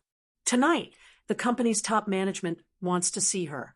Help me send this woman to Director Lee's bed. Remember, you must do it flawlessly and cleanly." Aaron nodded heavily, his eyes showing determination. "I'll make sure she has no chance to rise again," Mu Wanru said fiercely. She then smiled charmingly and pushed open the door of a suite.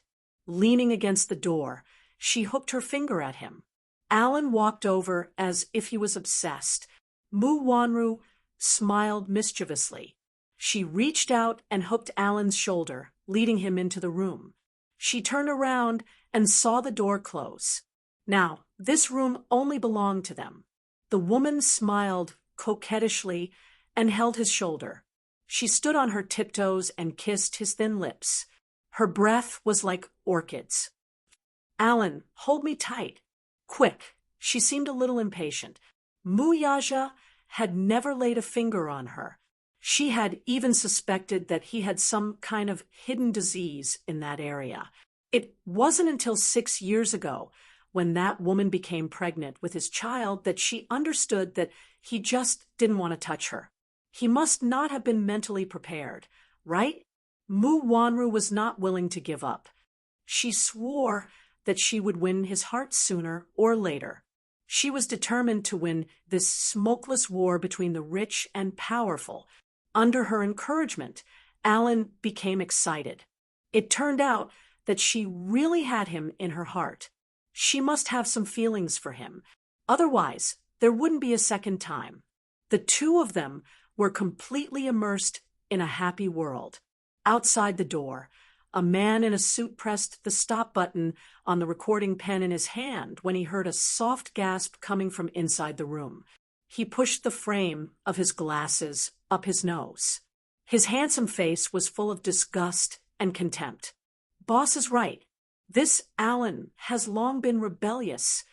He played with the recording pen in his hand and sneered. Good evidence." Chapter 198. The music didn't stop in the middle of the dance floor. Mu Yaja held Yun Shirshir's hand and danced to the elegant melody. His soul-stirring eyes were on her shy face, and there was a hint of playfulness in his eyes. She had been lowering her head from the beginning. Yun Shirshir still couldn't forget what that man had done to her, so she was a bit absent-minded and didn't dare look up at his face.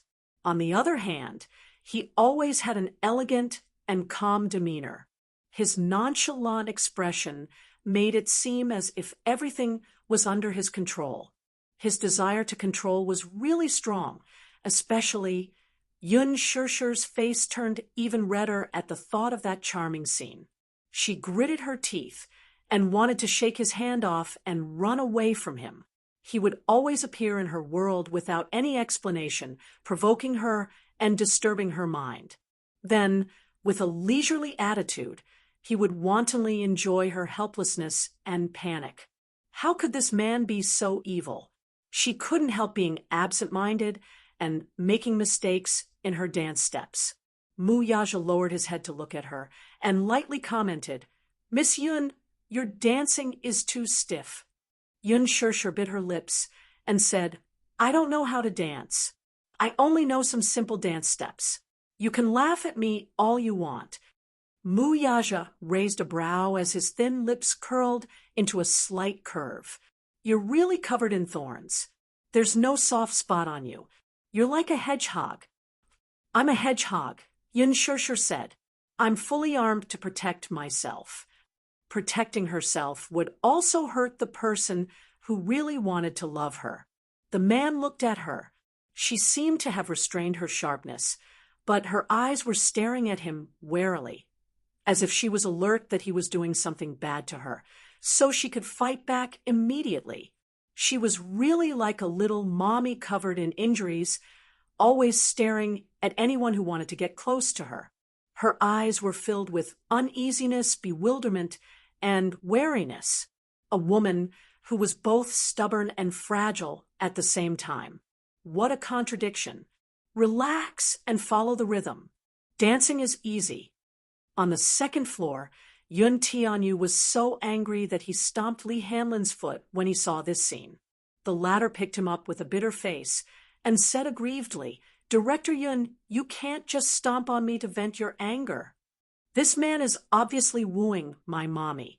I won't allow it. I won't allow it." He wanted to stop this man. His mommy was his, and his alone. How could he allow anyone to barge into their world and call himself king? Usually, Yun Tianyu was unruffled, as if everything was under his control. However, when it came to his mommy, he always lost control. In front of outsiders, he could be indifferent and calm. However, in front of Yun Shirshir, he was just a little lad who had yet to grow up and was only willing to be his mommy's warm little jacket. "Director Yun, please calm down." In the VIP seats, Xiao Yichen downed an entire glass of fruit juice. He was clearly feeling down. Looking at Yun Shirshir, who was in the middle of the dance floor, he wished that he could grow up quickly and become a tall man like his daddy, so that he could dance with this beautiful sister. Chapter 199. His thoughts seemed to be drawn as those fragmented dreams flashed in his mind. In his dreams, he seemed to see a little boy who was about the same age as him. His facial features were exactly the same as his, with soft hair and handsome eyebrows. However, that delicate and pretty face seemed a little indifferent. In his dreams, he was always standing far away from him with a cold face. With his back facing him, he walked forward silently. The images were so real that they seemed to be within reach. He always chased after him recklessly, but no matter how he walked or ran, he could not catch up. As he walked further and further away, he woke up from his dreams in fear. When he woke up, his whole body was covered in cold sweat. The realistic dream made him feel as if he had overdrawn his energy. There were a few times when he dreamt that the little boy was lying on a bed. His soul seemed to have been substituted into this body, and he could not move. A woman sat by the bed. The outline of her face was indistinct, and he could not see it clearly. He could only vaguely make out her gentle eyes. She kept caressing his face, and her eyes were as gentle as water. That dream was long and torturous. When he woke up, he felt that his limbs were extremely heavy and his head was dizzy. The family doctor diagnosed him with a high fever for no apparent reason. Coming back to his senses, Xiao Yichen stared fixedly at Yun Tianyu's face. That face overlapped with that of the child in his dreams. "It's you!" he cried out in surprise. His voice was not loud, so it was quickly drowned out by the dance music. However, as if he had telepathy, the boy turned to look at him, only to see him nimbly climbing up the stairs with his short legs and running toward him. Yun Tianyu was startled. What was this little rascal doing here? Was he here to look for him? "Director Yun, that young Master Mu seems to be looking for you." Yun Tianyu could not see him, but with his height advantage, Li Hanlin could easily see Xiao Yichen's figure running up the stairs and chasing after Yun Tianyu. "Let's go, ignore him." With that, Yu turned to leave. Li Hanlin followed closely behind him with nimble footsteps. Seeing this, Xiao Yichen panted and reached out his hand. Don't run." Why was he running? He was not a ghost. Was he avoiding him? Xiao Yichen stomped his feet in dissatisfaction and continued chasing after Yu. Yu had amazing stamina, but when he turned back and saw Xiao Yichen catching up to him, his expression changed. "Short legs, you run pretty fast." Li Hanlin held his little hand and said helplessly, "Why must we run? President Yun." "I don't want to see him," Yun Tianyu replied snappily. "I don't want to acknowledge him as my brother. How stupid. I find L." Li Hanlin broke out in a cold sweat and didn't say anything else. Yun Tianyu did not sleep well last night, so he was panting from running. He suddenly said, "Agent Li, carry me." Hearing this, Li Hanlin bent over and lifted him over his head.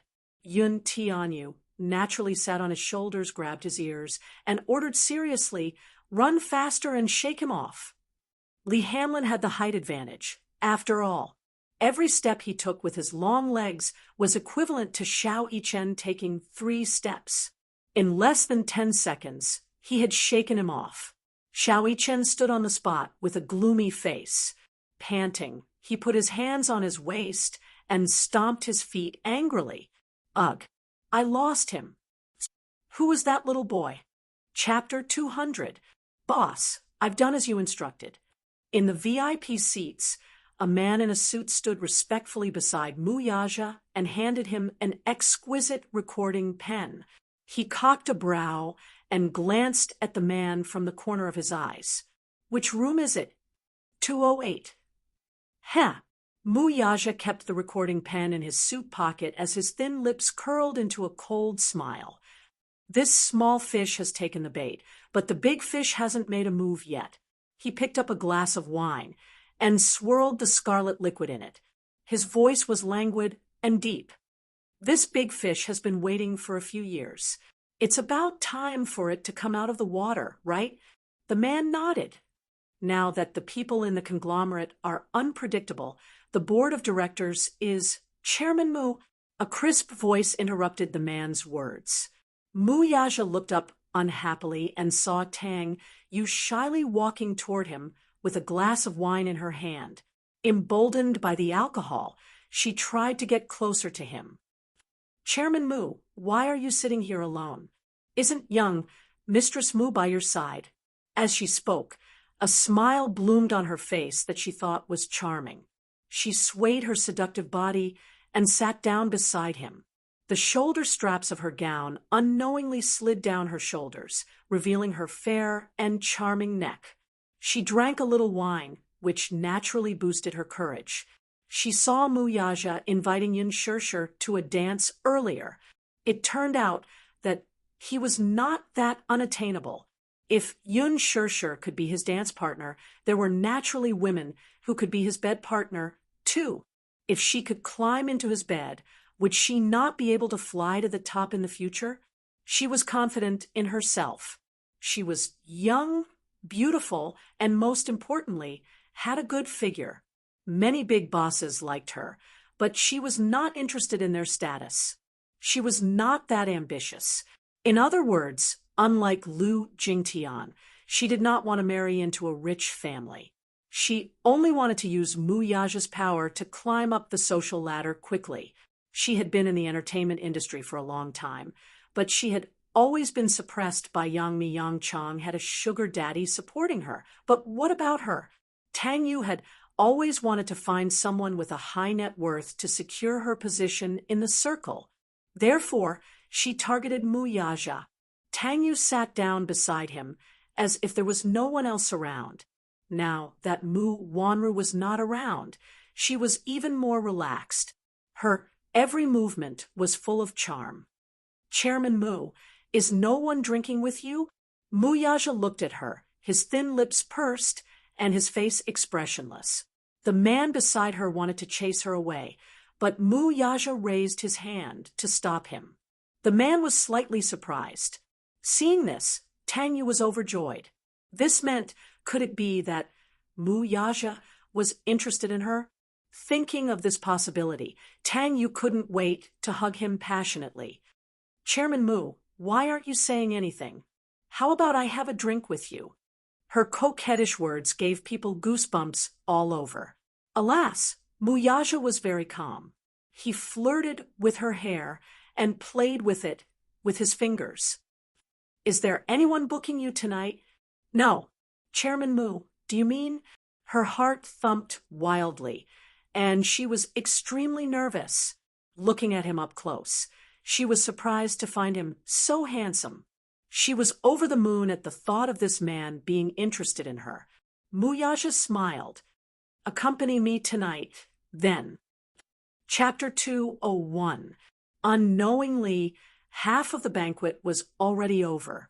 The media had already cleared the venue, and the reporters had all gone home to prepare tomorrow's headlines. At this moment, the entire venue seemed to have shed its dignified disguise, as if a mask had been removed, revealing the drunken state of the party. It was as if the real cocktail party had just begun, and the real theme had officially begun. There was no lack of powerful and influential people attending this cocktail party. With the help of the alcohol, they all began to search for prey on the scene. At this moment, many female artistes who could not hold their liquor were already tipsy. There was no room for discussion. As long as they picked someone, they would immediately take them away. Many newcomers were ignorant of the ways of the world. After drinking a few glasses of specially prepared wine, they were completely drunk. Yang Mi was also drunk. She leaned against Li Jiuxian, and their faces were very close to each other. Without the presence of the media, she was much bolder. She intimately hugged Li Jiuxian's shoulder and whispered into his ear. Han Yuyen glanced at them and secretly used her phone to capture a few images. Yang Mi and Li Jiuxian were rumored to have fallen in love with each other. However, both of them denied their relationship, saying that it was just a media hype. However, in reality, relationships between men and women in this industry were not that simple. There were many who were too immersed in their roles and turned the fake into reality. However, if Yang Mi admitted her relationship, it would be a huge blow to her popularity. She was not stupid. She was just using Li Jiuxian's great momentum to hype herself up. In a quiet VIP area, Yun Shirshir leaned on the sofa. Her entire vision was a little blurry. She did not drink much tonight, but her alcohol tolerance was shockingly low. After taking a sip, her entire face flushed red. After drinking a glass, her vision was spinning. When she came down from the dance floor, Lin Fengtian led a few investors over to her and asked her to propose a toast. Yun Shirshir did not dare to refuse. She naturally trusted Lin Fengtian's character. Hence, she did not drink a glass of wine. It was just a glass, but she was already swaying left and right. When Lin Fengtian saw this, he was so shocked that his face turned pale. He thought that Yun Shirshir would be able to drink a little. He did not expect her to be so drunk after just one glass. He quickly helped her to the side and called for Qin Zhou. Qin Zhou was originally drinking for Guxingza. Just when he was in full swing, Lin Fengtian ran over and told him that Yun Shirshir was drunk. He rolled his eyes. No way. Is her alcohol tolerance that bad? He looked defeated. His life as a manager was really tough. Not only was Guxingza not a good drinker, but he also had to help Yun Shirshir clean up the mess. He sighed, but there was nothing he could do. Qin Zhou was very fond of Yun Shirshir, so he rushed over. Sure enough, she was in a daze. Let's send her back first. Lin Fengtian, who was standing at the side, lost his temper and was speechless. All right, Director Lin, I'll have to trouble you to help me deal with this. Lin Fengtian waved his hand disdainfully at him. Qin Zhou walked out of the hotel with Yun Shirshir in his arms. A man who looked like a concierge immediately came forward and said enthusiastically, "Sir, would you like me to arrange a special car for you?" "Yes. Hurry up and arrange a car to send this lady home." Qin Zhou nodded and did not think much of it. The concierge immediately took out his walkie-talkie and seemed to be making arrangements for him. Chapter 202. The car arrived quickly. It was a black Santana. Qin Zhou was about to help Yun Shirshir into the car, but he was stopped by the concierge. "What's wrong?" Qin Zhou frowned, feeling that something was amiss. The concierge smiled and said politely, "Sir, let me send this lady to the car. May I ask where she lives?" Qin Zhou glanced at him and smiled playfully. "The service is so good." "Of course." Qin Zhou looked down at the unconscious Yun Shirshir in his arms and felt a little worried. If possible, it would be best to send her back personally. He was still a little worried about her. However, the service of the Imperial Palace Hotel was first class. He naturally trusted it and didn't suspect anything. He had seen her resume and knew where she lived, so he gave him the address. "Then you can send her home personally. Golden Star City International Apartment. When you reach the door, please help this lady upstairs." The concierge bowed elegantly. "It's my honor. I will send this lady home safely." Qin Zhou handed her over to him. The concierge helped Yun Shirshir into the back seat, closed the door, and sat in the front passenger seat.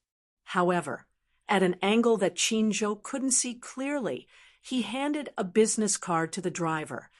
"Go here." On the business card, it was West Taihu Villa District, the residence of Huan Yu's high-ranking Director Li.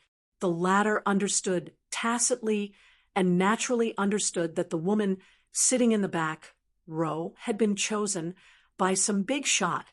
The Santana left. Qin Zhou looked at the black car in the distance and felt a little uneasy. He regretted that he should have sent her back personally. However, there were still a few brands waiting for him to negotiate at the banquet. One of the endorsements was the highlight of the night. He must be thinking too much. From the driver to Li Bin, they were all people from the Imperial Palace Hotel. What trouble could there be? Qin Zhou took a deep breath and turned back to the hotel. The black car drove quickly on the road, and the street outside the window flashed by at high speed. It was extremely thrilling. The concierge sitting in the front passenger seat suddenly took out his phone and dialed a number. On the other end, a man's voice came. "How's it going?" "Mr. Allen, Miss Yun Shirshir is already in the car. Please don't worry, we will do as you say." Allen warned, "Don't give anything away. Clean it up." "Yes." The concierge hung up the phone and looked at the person in the back seat. He saw Yun Shirshir leaning against the car window, with her eyebrows knitted. She was obviously uncomfortable. On the other end, Aaron hung up the call and turned his head. He saw Mu Wanru standing in front of the dressing mirror, meticulously applying her makeup. She didn't even turn her head as she asked, "Has everything been arranged properly?" "Yes, Wanru, don't worry. I've already made the arrangements. There won't be any problems. When the time comes, contact with the press to tell them that there's a big story tonight. By tomorrow, the scandal about her will be all over the place." Mu Wanru smiled with a vicious glint in her eyes. The new generation of Phoenix Girl actually slept with a sugar daddy and climbed to the top through unspoken rules. "Aaron, what do you think of this headline?" "This is truly flawless." Alan walked over and planted a kiss on her forehead. Mu Wanru responded enthusiastically, smiling coquettishly. "Aaron, your performance today was amazing." Chapter 203. AI Lun, you did great today. In what way? AI Lun was in a good mood and teased her. In bed, and haha. Mu Wanru poked his chest with her slender finger, her expression ambiguous. AI Lun was attracted by her seductive look and couldn't help but lean on her again. "Wanru, can I have more?" "No, you're too greedy. You're too greedy. You've already taken me twice. Stop messing around." "Haha. Okay, I'll stop." AI Lun let go of her obediently. Mu Wanru stood up. Under her meticulous makeup, she still looked elegant and noble. "Yun Shirshir, let's see where you can escape tonight." On the way, the Santana sped all the way to the West Taihu Lake Villa. However, at some point in time, the car's headlights kept flashing, piercing their eyes. The loud roar of the sports car lingered in their ears like an angry lion, roaring and glaring at them. "What's wrong with this car? It's been chasing us since just now." The driver adjusted the angle of the rearview mirror, and the long shots behind him kept flashing, almost blinding him. It was a limited edition Bugatti Veyron worth tens of millions. Its price was self-evident. "Don't worry about him. Just drive your car." The concierge didn't care about anything else and ordered the driver to drive. Behind them, the sports car's horn was blaring. Seeing that the Santana didn't show any signs of stopping, the Bugatti Veyron stepped on the accelerator, changed lanes, and overtook the Santana easily. It drifted in front and stopped in the middle of the road, blocking the driver's way. The driver was shocked and quickly stepped on the brakes, stopping a few feet away from the sports car. He was so shocked that he froze in his seat, his forehead covered in cold sweat. The concierge was also shocked. However, before they could react, the car door in front of them opened. A tall man was closing in against the moonlight. The driver was full of questions. "Who's this? Who knows?" "I don't know him either." Muyaja walked to the side of the Santana and looked down at the back seat. Yun Shirshir was leaning against the seat in a daze. Her eyes were closed, and her brows were furrowed. She seemed to be enduring the discomfort. He raised his brows elegantly, and his thin lips curled into a cold smile. The car window rolled down. The driver stuck his head out and scolded him. "Idiot, why are you blocking the road? Don't drag others into your death wish." The man ordered, "Unlock it." "Huh, door unlock." As stumbling figure came out of the sports car. Tang Yu got out of the car immediately after she got out of the car. She had drunk a lot of alcohol, and the car was speeding along the way. She even ran a few red lights. In order to maintain her image, she did not vomit in the car. "What are you doing? It can't be a robbery, right?" The driver was terrified. "But it's impossible. I've never seen anyone driving a car worth tens of millions to rob a Santana. What are you trying to do?" "My woman is in the car." The driver's lips twitched. "Are you kidding? Your woman? Who are you? I don't have much patience." 1, 2. In the silent night, the sound of a gun being loaded could be heard.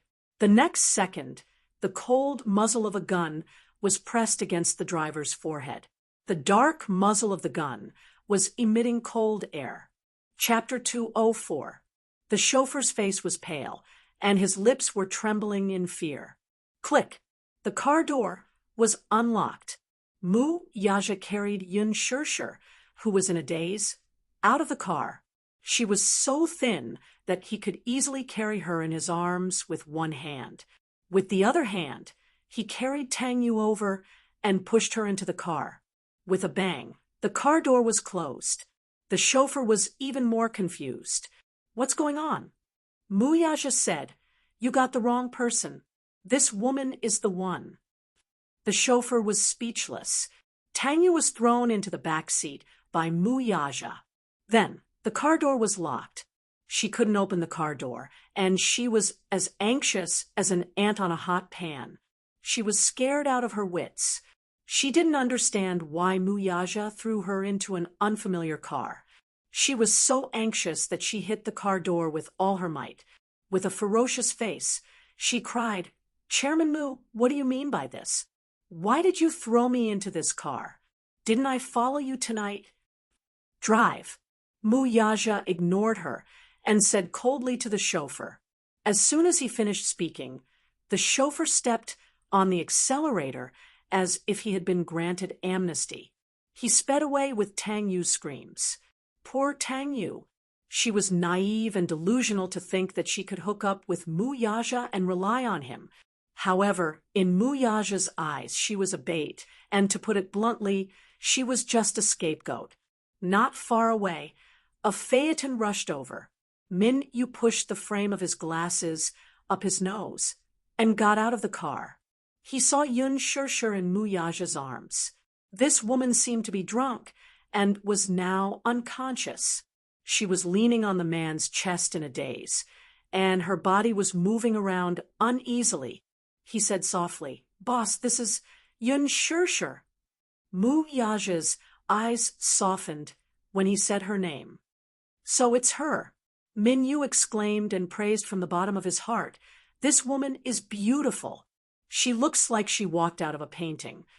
As soon as he finished speaking, Mu Yaja's expression changed, and he looked at him coldly. "Do I need you to judge me?" There was a dangerous look in his eyes, and Min Yu immediately broke out in cold sweat. The boss was very possessive. He had only taken a glance, but the boss was glaring at him like a tiger watching its prey, as if guarding against his covetous intentions. How would he dare? However, he soon understood his boss's intention. At first, he thought that the boss was really interested in Tang Yu, but he didn't expect that Tang Yu was just a scapegoat. Two-faced. He was too two-faced. You can't offend the boss, or you won't even know how you died. Mu Yaja carried Yun Shirshir to the back seat and closed the door. "Boss, where are you going?" Min Yu asked. "Go home." Mu Yaja said calmly. Min Yu knew very well that the home he was referring to was not the Mu residence. "You're in charge of following up." "Boss, don't worry." Mu Yaja replied calmly, then lowered his head to look at the drunken woman in his arms. At this moment, she was lying on his chest, her eyebrows slightly furrowed. Her eyelids drooped, and she narrowed them into slits. Her eyes were glittering, but her little mouth was pouting. She muttered softly, but her words were vague and intermittent, so he couldn't hear her clearly. Chapter 205. Her alcohol tolerance was really good. When she was drunk, she would curl up in a corner like a cat and curl up into a ball. One of the investors seemed to be interested in her. He sat beside her and stared at her like a cheetah eyeing its prey. He wanted to take action, but considering that Lynn Fontion was present, he didn't have the guts and could only watch. How could he not understand the man's thoughts? Such a tempting and delicious food was in front of him, but he couldn't touch it, or eat it. Naturally, his heart was itching. However, Lynn Fontion seemed to be very protective of her, so it wasn't easy to take action. However, this woman was really too precious. She was drunk to this extent, with just a glass of wine. She dared to barge into such a luxurious cocktail party with this little bit of skill. To her, this place was no different from a dangerous wolf's den. Didn't she know that she was like a tender lamb? With displeasure, Mu Yaja ruffled her hair until it was a mess. Only then did he stop. Yun Shirshir looked up unhappily and glared at him with her watery almond-shaped eyes. She raised her fists and punched his chest a few times. It looked like she had used some strength, but he felt that it wasn't even enough to tickle him. Oh, bad guy. Bad guy. This woman had become bolder. However, he was indeed a bad guy and had committed a heinous crime. That was because she hadn't seen him before. How could he be bad? The car stopped under the shade of the trees. Under the cover of the night, Mu Yaja suddenly smiled evilly and lifted her up to sit on his lap. His figure was so tall, and such a delicate girl was sitting on his lap in a daze. She was swaying from side to side, and the corners of her lips curled up in an intoxicated manner. From time to time, she would let out an innocent laugh. Her voice was so soft that it seeped into his bones. He enjoyed her enchanting drunkenness without restraint. Her original naivety faded away and added a bit of charm. She had a charming charm of a little woman. Mu Yaja reached out his hand and gently lifted her chin with one finger. His fingertip rubbed against her lips. Yun Shirshir blinked her eyes and bit his fingertip. Her red lips gently sucked on it as her teeth rubbed against his knuckles with alternating heavy and light forces. His pupils dilated, and he raised his eyebrows in shock. This kitten not only knew how to scratch people, but she also knew how to bite people. However, she was drunk after all, and her bite didn't hurt or itch. On the contrary, it stirred up his suppressed undercurrent. He wrapped his arms around her neck and lowered his head to kiss her little mouth. He casually swept his lips across hers, and the tip of his tongue slid into the gap between her lips. Yun Shirshir pushed his shoulders repeatedly as if she had been startled. She clenched her fists and pounded on his shoulders. Her brows furrowed even deeper as she shook her head and murmured dreamily, "Don't. No. Let go of me." Mu Yaja raised his eyebrows in dissatisfaction. However, he heard a trace of panic in her voice as she kept saying, "You're a bad person. Don't touch me." Interesting. The man saw that she was easy to bully. He reached out and pinched the tip of her nose until she couldn't breathe. Then he waved his hand in a flurry. Fun. As if he had found an interesting scene, Mu Yaja provocatively pinched her chin and then her cheeks. It was like a child playing with his beloved toy. Yun Shirshir couldn't stand the disturbance. She angrily slapped away his mischievous hand. Chapter 206. Gu Xingza. As soon as she said that, Mu Yaja's face suddenly darkened and turned cold. At that moment, the atmosphere seemed to have frozen over. It was as if the hot summer had suddenly fallen into 1,000 feet of ice. A trace of anger appeared on the man's somewhat displeased face. His pair of phoenix eyes that were as deep as the abyss were dyed with a bit of anger. Now, she was in his arms, and calling out another man's name. To a proud man like Muyaja, this was undoubtedly a disguised provocation. She actually called out another man's name. This stupid woman. Whose name are you calling? He pinched her waist in anger. It was neither light nor hard, making her laugh foolishly. He, it's so ticklish. Don't bite me. Yin Shirshir hugged his shoulders. Her bell-like laughter drifted in the wind like a pleasant wind chime. Did she think he was joking with her? Damn it! He suddenly grabbed her cheeks and used a bit of strength with his fingertips, deliberately pinching her, to hurt her. Ah, it hurts, Yin Shirshir cried out in pain. Because of the pain, she started to whimper like a kitten. She tried to struggle, but to no avail.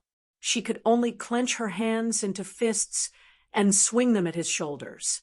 However, her vision was blurry and her fists missed. Bastard, let go of me. She bit her lips in grievance and helplessness. She twisted her body left and right, trying to break free. However, the man's strength was so great that she couldn't move at all.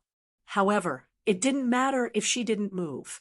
Once she moved, their bodies would rub against each other, and it would be hard to avoid a misfire.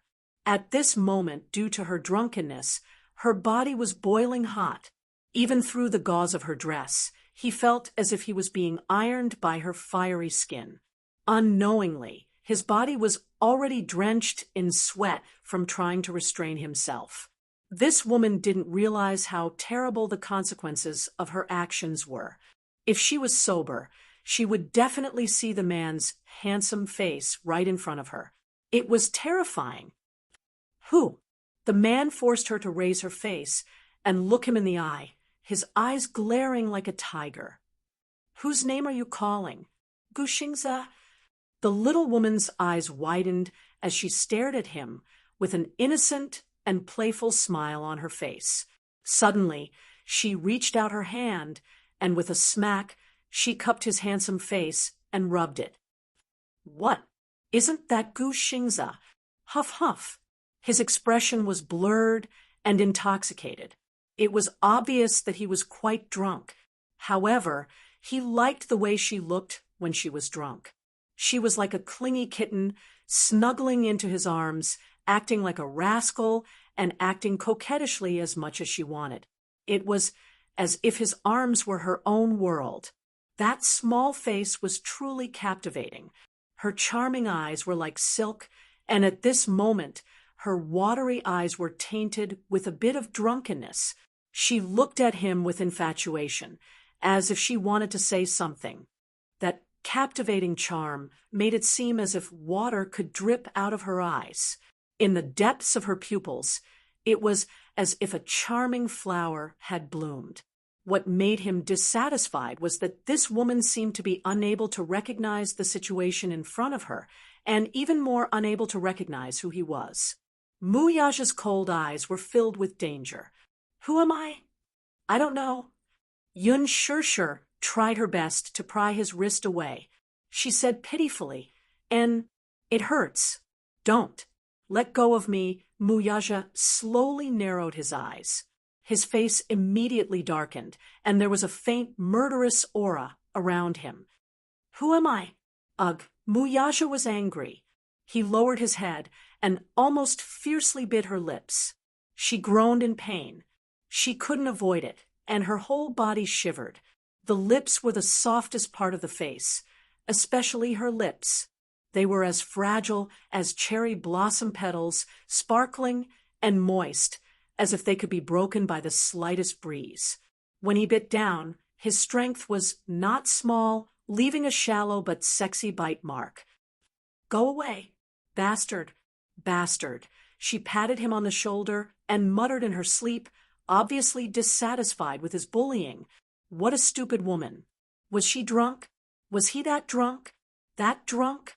Was she so drunk that she didn't even know who was in front of her and whose arms she was in? It was him today, so she was safe and sound. But if he hadn't been alert enough, would she have known what would have happened next? Would she have expected it? Where was the Gushingza that she missed so much? Would he be able to protect her? He sneered in his heart. He was very displeased with this woman's carelessness. If he hadn't predicted that there would be people who couldn't tolerate her and would try to trip her up again and again, if he hadn't appeared in time, she would have been swallowed alive and skinned until there wasn't even a trace of her left. What he was angry about was not that she was dead drunk. What he was angry about was that she clearly knew how much alcohol she could hold, yet she still let herself go. Could it be that she was so at ease? She was drunk, and the person she met was him. If it was another man, would she also be able to show off her flirtatious side without any restraint? Were they like weak sheep that could be slaughtered at anyone's mercy? Muyaja's eyes were burning with fire. His usually cold eyes were tainted with flames, and he wanted to burn her to ashes. This stupid woman, how could he let her go so easily? He wanted to make her deeply aware of whose territory she was in and what kind of situation she was in. If he didn't let her experience some pain, she wouldn't know where she was wrong. His large palm reached into the hem of her gown and tore it forcefully. The priceless gown was torn into two by him. He threw the troublesome dress to one side and held her waist with his large palm, lifting her up high. "Who am I?" His cold voice sounded even colder in the breeze. It stimulated her misty thoughts and tried to pull her back to her senses. I don't know. Look clearly, who am I?" Mu Yaja fiercely left a bite mark on her shoulder. He would never stop until he achieved his goal. Yun Shirshir tried her best to open her eyes wide, but in front of her it was already a blur. Her body was very special, and she had never touched a drop of alcohol. Drinking a glass of dry red wine in one gulp was her limit. The drunkenness came quickly and fiercely, but it faded slowly. Her eyes were still a blur. So how could she see a person clearly? What did he look like? She could only rely on her remaining senses to touch the man's face. It was cold from the night breeze. She touched his lips, which were similarly cold, thin, and biting cold. Mu Yaja saw that her mind was still unclear, so he fiercely pinched her again. Holding her face, he brought his face closer to hers. His pair of sharp eyes stared at her as he asked again, "Who am I?" Chapter 207. This time, she finally managed to get a good look at him.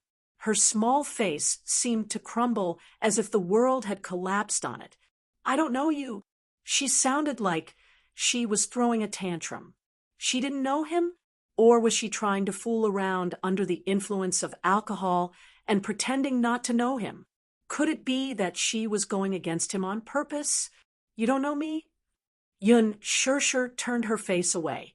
She didn't want to see him. She was using the alcohol as an excuse to throw a tantrum at him. Although she was in a dream, she could still recognize who the man in front of her was.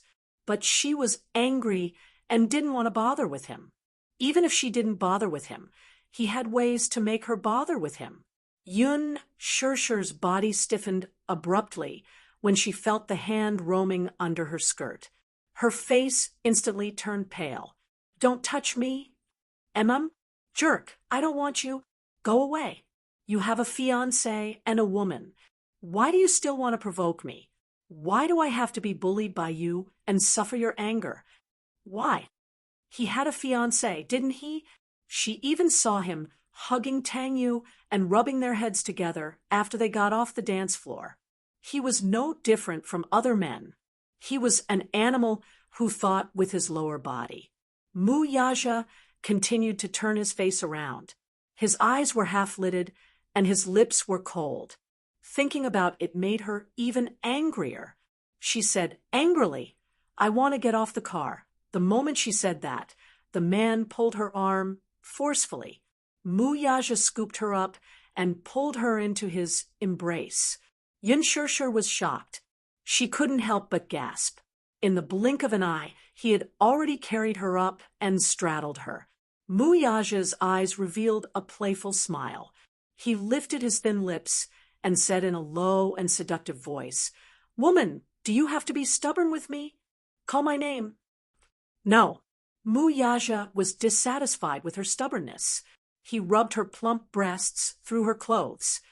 Scream. Yun Shirshir's body trembled slightly. Her face immediately tensed up as a bad premonition arose in her heart. Yun Shirshir struggled uneasily, but the man clasped her waist tightly. His large palm pressed against her back, pressing her even closer to his chest. The two faces were so intimately close, the tips of their noses touching, and the breath of their lips touching. Such a close distance really made her feel uncomfortable. Looking at the demonic handsome face that was just inches away, Yun Shirshir helplessly pushed against his chest. This man, how could his strength be so great that she didn't even have the slightest room to struggle? She looked away helplessly, but her chin was tightly pinched by his long fingers. She was forced to face his face. She was forced to look at his face. Her eyes narrowed in pain and were faintly moist. Her soft red lips were crystal clear, just like a delicious cherry. He fiercely captured her lips and sucked on them. That soft and sweet feeling was even better than what he had imagined. Once he kissed her, he couldn't stop. His body heated up, and he greedily wanted more. Kissing her cherry lips, his right hand reached into the hem of her clothes. He was in the mood, and continued to do what he hadn't done earlier. Her body was extremely sensitive, just a light touch, and she couldn't help but tremble. Her fair cheeks flushed red shyly, but it looked even more alluring. Chapter 208. He had really misjudged this girl. He had once compared her to a kitten. Now that he thought about it, she was actually a beautiful and flirtatious poppy flower. One couldn't help but sink deeper and deeper into it. Yun Shirshir was quite frightened by this sudden action. She was a little embarrassed and even more frightened. She pushed his chest with all her might. However, her weak strength was not worth mentioning to Muyaja, who had trained before. He only used one hand to bind her wrists. "Let go! Let go of me! Muyaja!" Yun Shirshir panted softly and glared at him angrily. However, Muyaja was unmoved. Pressing his lips tightly against hers, he raised his eyebrows. "Why, didn't you say that you don't know me, HM?" The man's sexy chuckle lingered around her ears. He leaned closer and opened his thin lips. His snow-white teeth gently bit her shoulder strap. With a bite, a tug, and a toss of his head, his neat fringe brushed past her cheek. The buttons were loosened by his bite, and her shirt was pulled down to her shoulders, revealing her fair and round shoulders. Muyaja hugged the back of her neck and scrupulously traced the outline of her neck with the tip of his tongue. He smelled it with infatuation. Her fair and jade-like skin had the scent of shower gel and her natural fragrance. Yun Shirshir was completely frightened. Both her hands were tightly bound by him. Her voice was trembling, and she sounded aggrieved. Don't do it here." Want. That one word was enough to shut her up. She felt shy and embarrassed. This kind of thing was already embarrassing.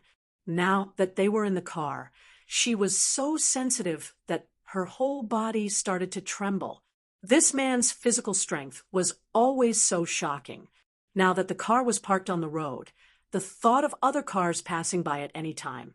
If anyone saw this scene, she couldn't wait to dig a hole and bury her blushing face in it. What she didn't know was that Muyaja had already ordered people to seal off this long mountain road, and there wouldn't be any cars passing by for the time being. Compared to her, he was more concerned about her being coveted by others. But she didn't know and fell into a state of panic. Why was it that in front of this man, she was always unable to resist and was at his mercy? He felt a wave of despair in his heart. His eyes stung and tears fell from his eyes. Mu felt that her current appearance was even more lovable. That pair of sparkling eyes, the silent accusation in her eyes, actually made him want to bully her even more. Her fair and tender body made his heart beat faster. In the cool breeze with the fragrance of begonia flowers, the beautiful scenery under the moonlight made her even more beautiful. Mu narrowed his eyes. His deep eyes were stained with a few traces of gloominess. He draped a large suit jacket over her body, covering her entire body. Under the cover of the moonlight, he took advantage of her in the car. That suffocating strangulation, her delicate begging for mercy, was like an electric current running through his back, causing his body to immediately tense up.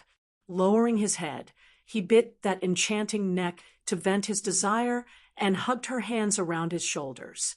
Yun bit her lips tightly, swallowing all the uneasiness and humiliation. Mu seemed to be a little dissatisfied with her restraint. He breathed into her ear. "Call my name." Yun gasped for breath, holding onto his shoulders. Her face was already full of tears. She looked at the man, who still looked calm from the corner of her eye. Suddenly, she couldn't help but feel ashamed and indignant. Muyaja's charming voice was still in her ears. Chapter 209. Muyaja's seductive voice was still ringing in her ears. "Say my name. I like hearing your voice." "No," she panted softly and cried, stubbornly not letting him have his way. However, in this situation, the man seemed to have the ability to make her speak. In the end, Yun couldn't help but cry out in grievance. "Muyaja, do you know me?" "Yes, I know you. What's my name?" "Muyaja, Muyaja." She moaned in pain and broke down. In the midst of their passion, the man lowered his head and kissed her lips. Sweet, so sweet. The fragrance of the dry red spread between his lips and teeth, and he couldn't help but deepen the kiss as he greedily sucked in her mouth. Perhaps it was because she was drunk and gradually forgot about her feelings, but she didn't reject him.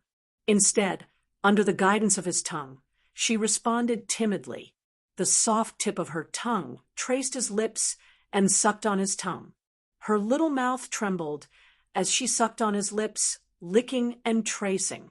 Muyaja couldn't help but have an illusion that he was hugging a cute cat.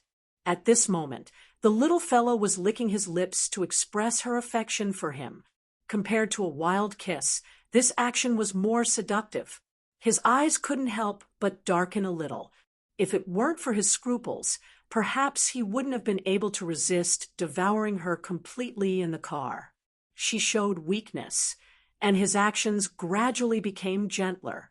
After the deed, she was like a quiet cat curled up in his arms, so tired that she fell asleep. He had taken her in the car, but he still felt more than satisfied. Just like a young man who had stolen the forbidden fruit, he was addicted to it after tasting it for the first time. The car drove all the way to a remote area, but the environment was exceptionally elegant. When the car stopped, the person in his arms still hadn't woken up. Perhaps she felt too embarrassed, so she simply closed her eyes and refused to move. The helper opened the car door and stood by the side, looking down. Muyaja carried her out of the car and walked through the luxurious arch of the villa. This was a villa that had just been completed not long ago. The preliminary plans for this villa had been made 15 years ago. At that time, Muyaja's mother was not in good health. In order to nourish her body, Musheng did not hesitate to spend a lot of money to buy a large piece of land in a beautiful suburb. He planned to build a landscape garden for her to recuperate. Muyaja's mother, Jiang Yishan, was doted on by Grandpa Mu. Although this scenic area was far from the city center, it was still worth a lot of money because of the beautiful scenery. At that time, the old man even invited a feng shui master to do an on-site survey. This place was a rare and precious feng shui treasure and a holy land for recuperation. Unfortunately, a beautiful woman had a short life. His mother passed away halfway through the villa's construction. Her death was a huge blow to Mu Sheng, so the project was temporarily shelved. It was only when Mu Yaja came of age that construction resumed. A year ago, the villa was completed, but it still had not been named. However, relying on its unique and beautiful scenery, it attracted the favor of many rich people. It even became the most expensive villa area in the capital. The sky-high price of a few $100 million per villa was daunting to many people. Chapter 210. This villa was designed in accordance with the Chinese retro garden style, with rockery, flowing water, pavilions, terraces, and pavilions. It was elegant yet luxurious. Grandpa Mu just had to casually say that it was under Mu Yaja's name, which made many people in the Mu family jealous. Naturally, Grandpa Mu's love for him was self-evident. However, there was nothing wrong with that. The original intention of this villa was to let Jiang Yishan recuperate. Now that she was no longer around, Grandpa Mu had poured all his love on him. Once they were in the bedroom, Mu Yaja carried her to the bathroom and cleaned her body. Ever since he was born with a silver spoon in his mouth, he had never served anyone. Inevitably, his actions were clumsy and hurt her from time to time. It was just that Yun Shirshir was so exhausted that she could not even lift her eyelids. When he hurt her, she would open her eyes slightly, but she did not have the energy to complain.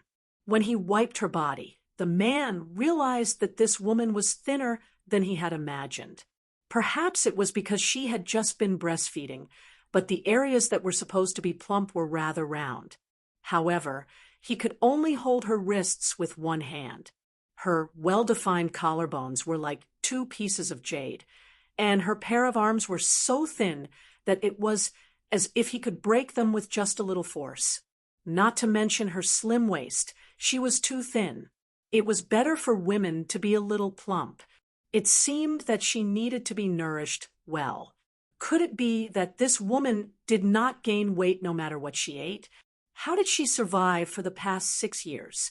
When they first met, she was not this skinny. She still had some meat on her body. Mu Yaja did not know how difficult it was for Yun Shirshir in the past 6 years. When she was in school, she had to take care of Yu, who was breastfeeding. In order to support the family, she had to work multiple jobs. At that time, she was still living with Yun Yeching.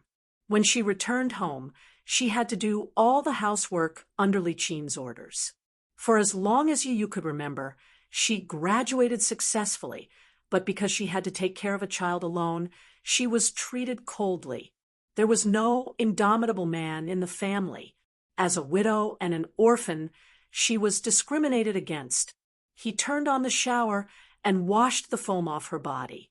Then he wrapped her in a bathrobe and carried her to the bed. Suddenly, a bell rang from the sofa. Mu Yaja was stunned and walked over. It was her phone that was ringing. She picked it up and saw little Munchkin's cheeky profile picture on the screen. The call was connected, and the childish voice of a child could be heard through the phone. "Mommy, my dearest Mommy, when are you coming home? It's so dark and cold at home. You is scared. Mommy, come back quickly. You made your favorite thumb cake." His voice was so sweet that it was almost coquettish. The arrogance that he had displayed in front of him had faded away. In front of his mommy, he was just like a little boy who had never grown up and loved to act spoiled. Mu Yaja raised his eyebrows and suddenly recalled how he had poured a bucket of cold water on him that day. In his memory, this child didn't seem to be so soft and adorable. Yun Shirshir is my mommy. She's the woman I'll protect for the rest of my life. I won't allow you to let her suffer in the slightest, let alone make her sad. Who do you think you are? What right do you have to bully my mommy and make her sad? If I see you let my mommy suffer in the slightest bit, I won't let you off. The smell of gunpowder was so strong. yet he pretended to be innocent in front of Yun Shirshir. He was no different from an ordinary 6-year-old child. Chapter 211. This little lad was so mischievous.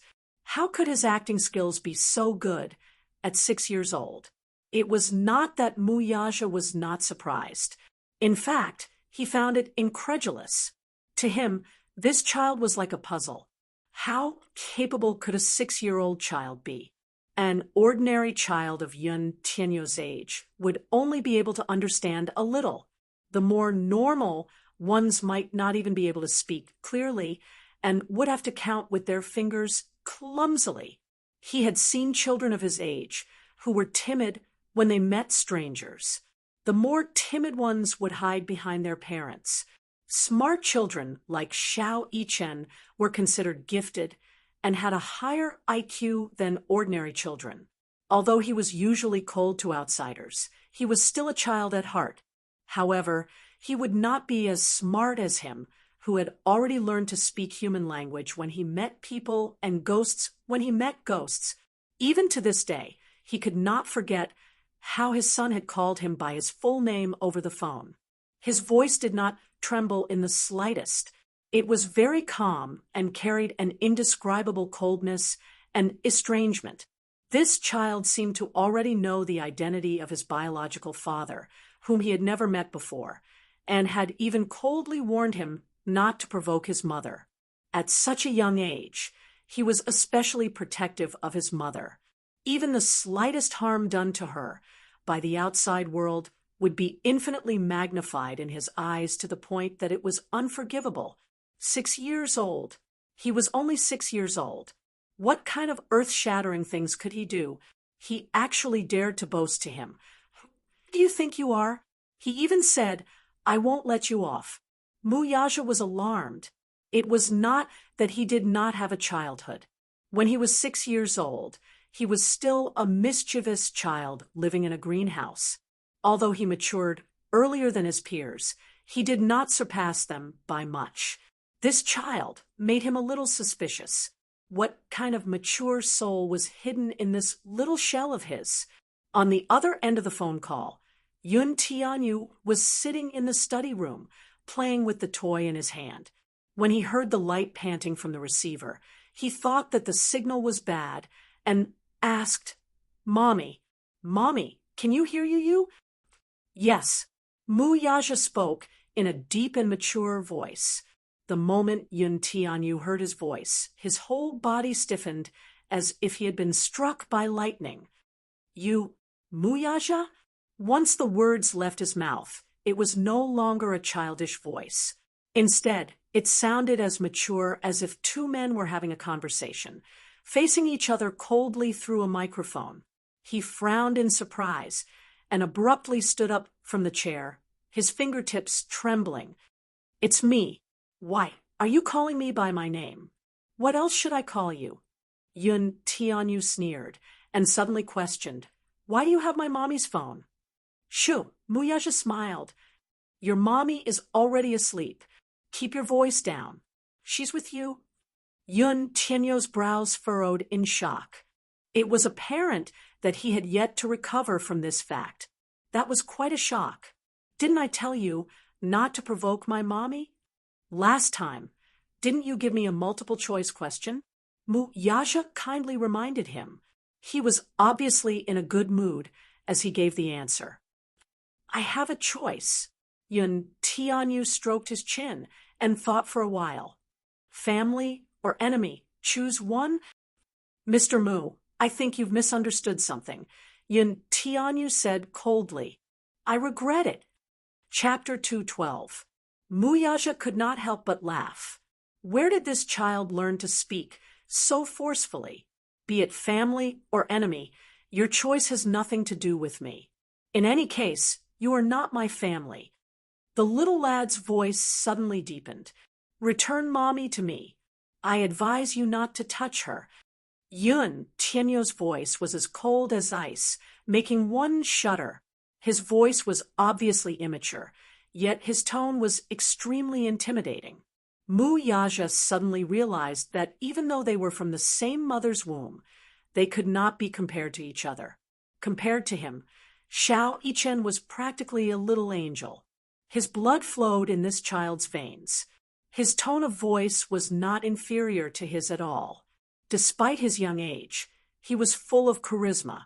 "You're not cute at all," Mu Yaja commented bluntly as he sat by the bed and reached out to caress Yun Shishir's cheek. "Humph, it's none of your business." Yun Tianyu calmed down quickly and paced back and forth slowly. Finally, he sat back on the chair steadily and took out a checkbook from the drawer. His good-looking eyebrows raised slightly. "Name your price?" ? Mu Yaja was stunned. "How much? How much do you want? Can you stay away from my mommy?" "How much?" Mu Yaja's lips twitched. Was this child holding a piggy bank and discussing the price with him? "You want to negotiate with me?" "Can't I? Capitalists talk about capital and don't talk nonsense." Yun Tianyu opened the cap of the pen with his mouth. "Then, what's the bargaining chip? Is 100 million enough?" Mu Yaja could not help but laugh. 100 million? Where did this child get 100 million? When he was 6 years old, he did not even have a net worth of 10 million, let alone 100 million. He was still considered the crown prince of a financial group.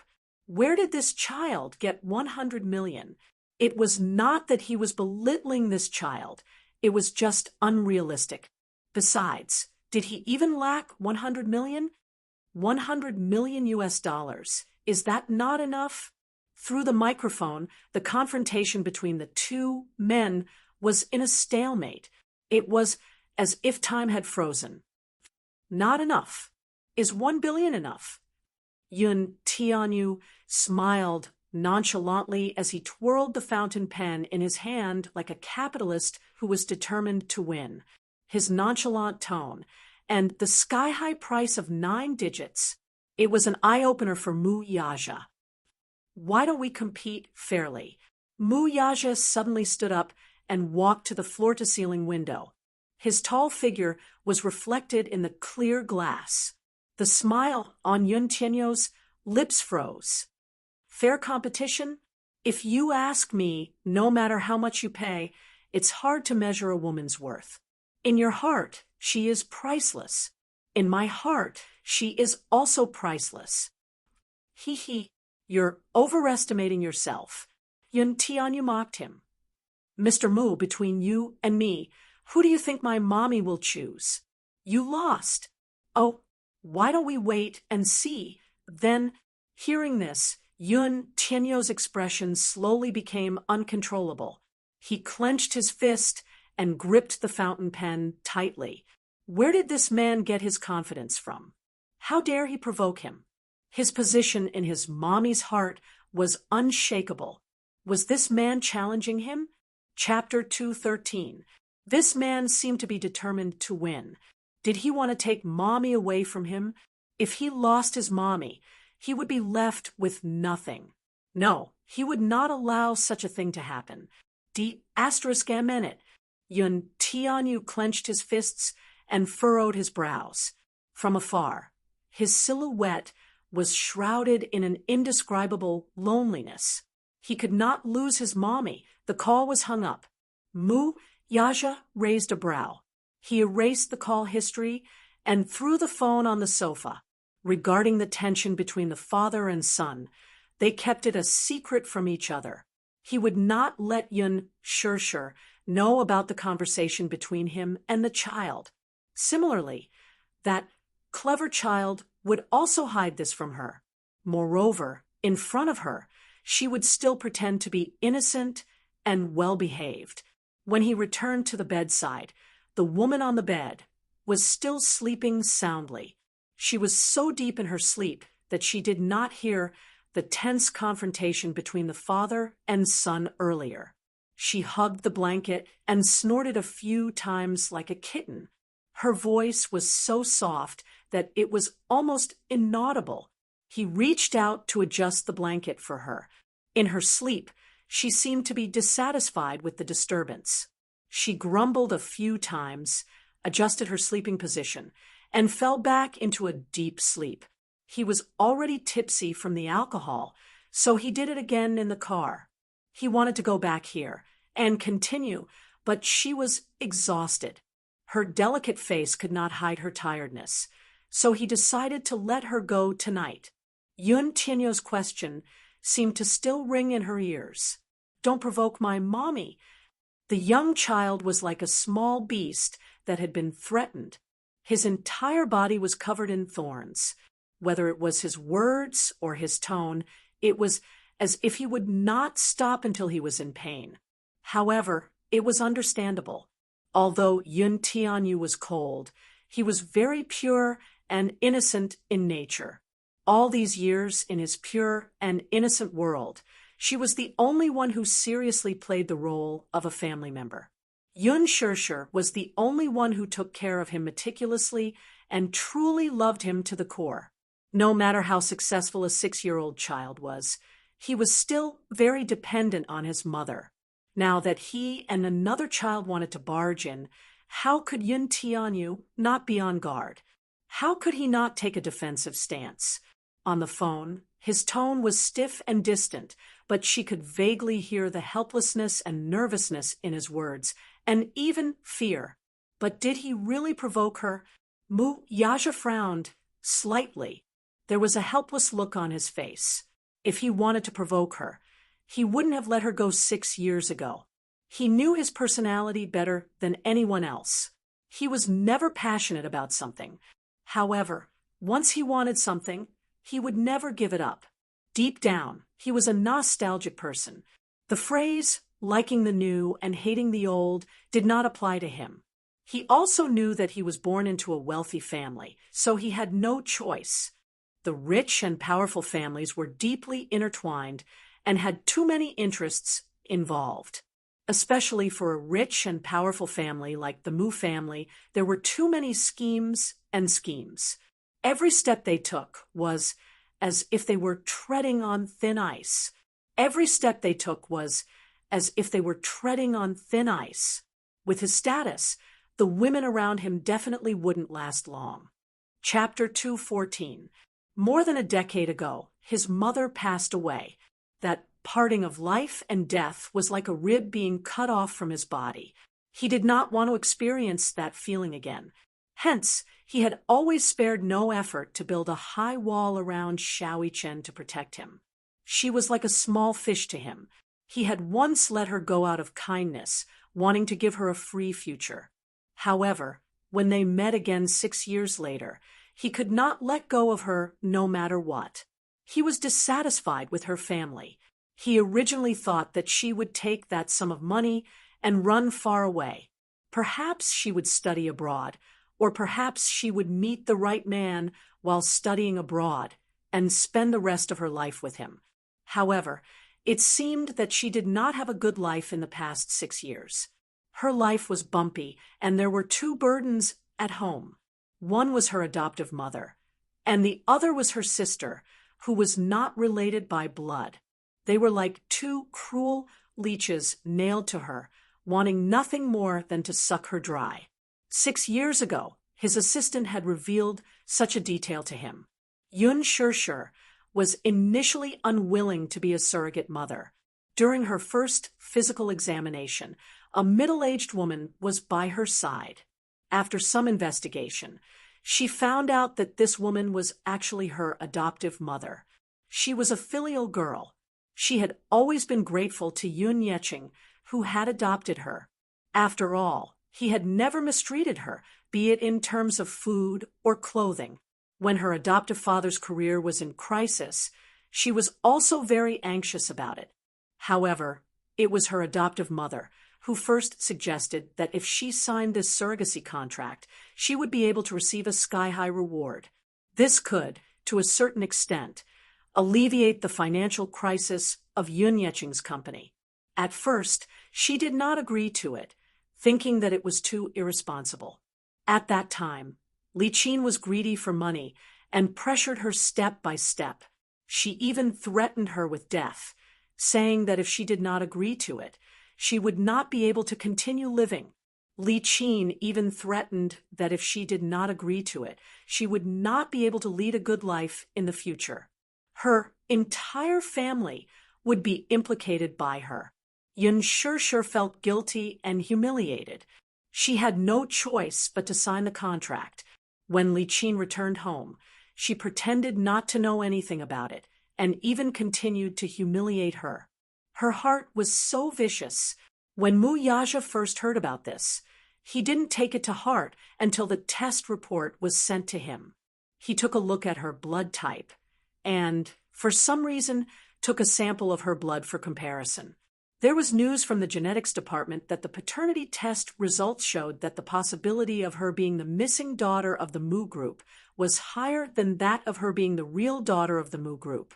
Hence, Mu Wanru's identity was very suspicious. Mu Yaja had long suspected Mu Wanru's identity. However, this suspicion, in the beginning, had no basis at all. When Mu Wanru had just returned to the Mu family, Grandpa Mu had collected a sample of her blood and sent it for a paternity test. However, the results were not wrong. Therefore, even though the child did not look much like the mother, the Mu family did not doubt her identity at all. However, until the results of Yun Shishir's paternity test came out, the so-called no problem in Mu Wanru's paternity test became the biggest problem. Who was the one behind all this? Mu Wanru? Impossible. How old was she at that time? What ability did she have to steal the test report? Someone else must have done something behind this. Chapter 215. Who could it be? In fact, he had already suspected Mu Wanru's identity a long time ago. When Mu Yaja was still young, Mu Sheng brought the 9-year-old Mu Wanru to him and told him that she was his future fiancée. Although he appeared nonchalant on the surface, he was very resistant in his heart. When Mu Wanru first came to the Mu family, Grandpa Mu was in a good mood and did not do a paternity test immediately. He only collected a blood sample and delayed the DNA test. It was only then that he realized that the girl's appearance seemed to be slightly different from her biological mother's. Be it in terms of eyebrows or facial features, they did not resemble each other at all. Hence, Grandpa Mu carried out the DNA test with a suspicious heart.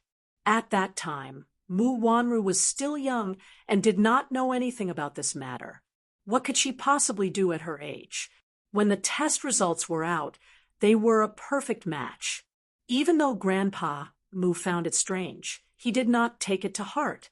He just thought that the child was still young and her facial features were not fully developed yet.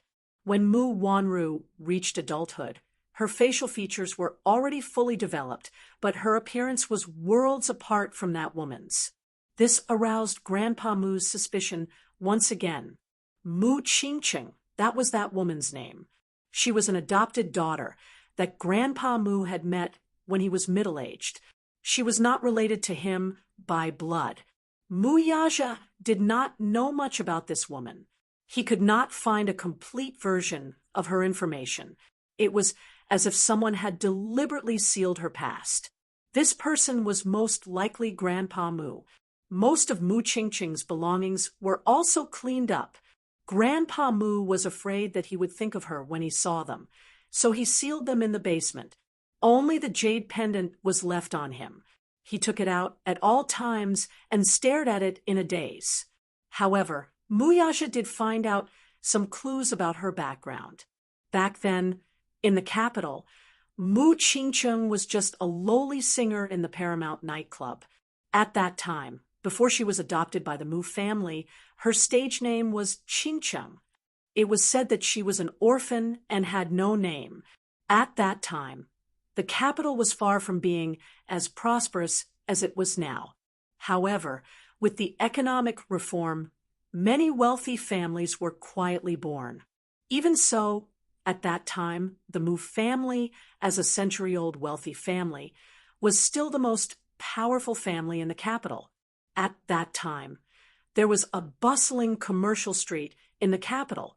Now, it was just a street of bars.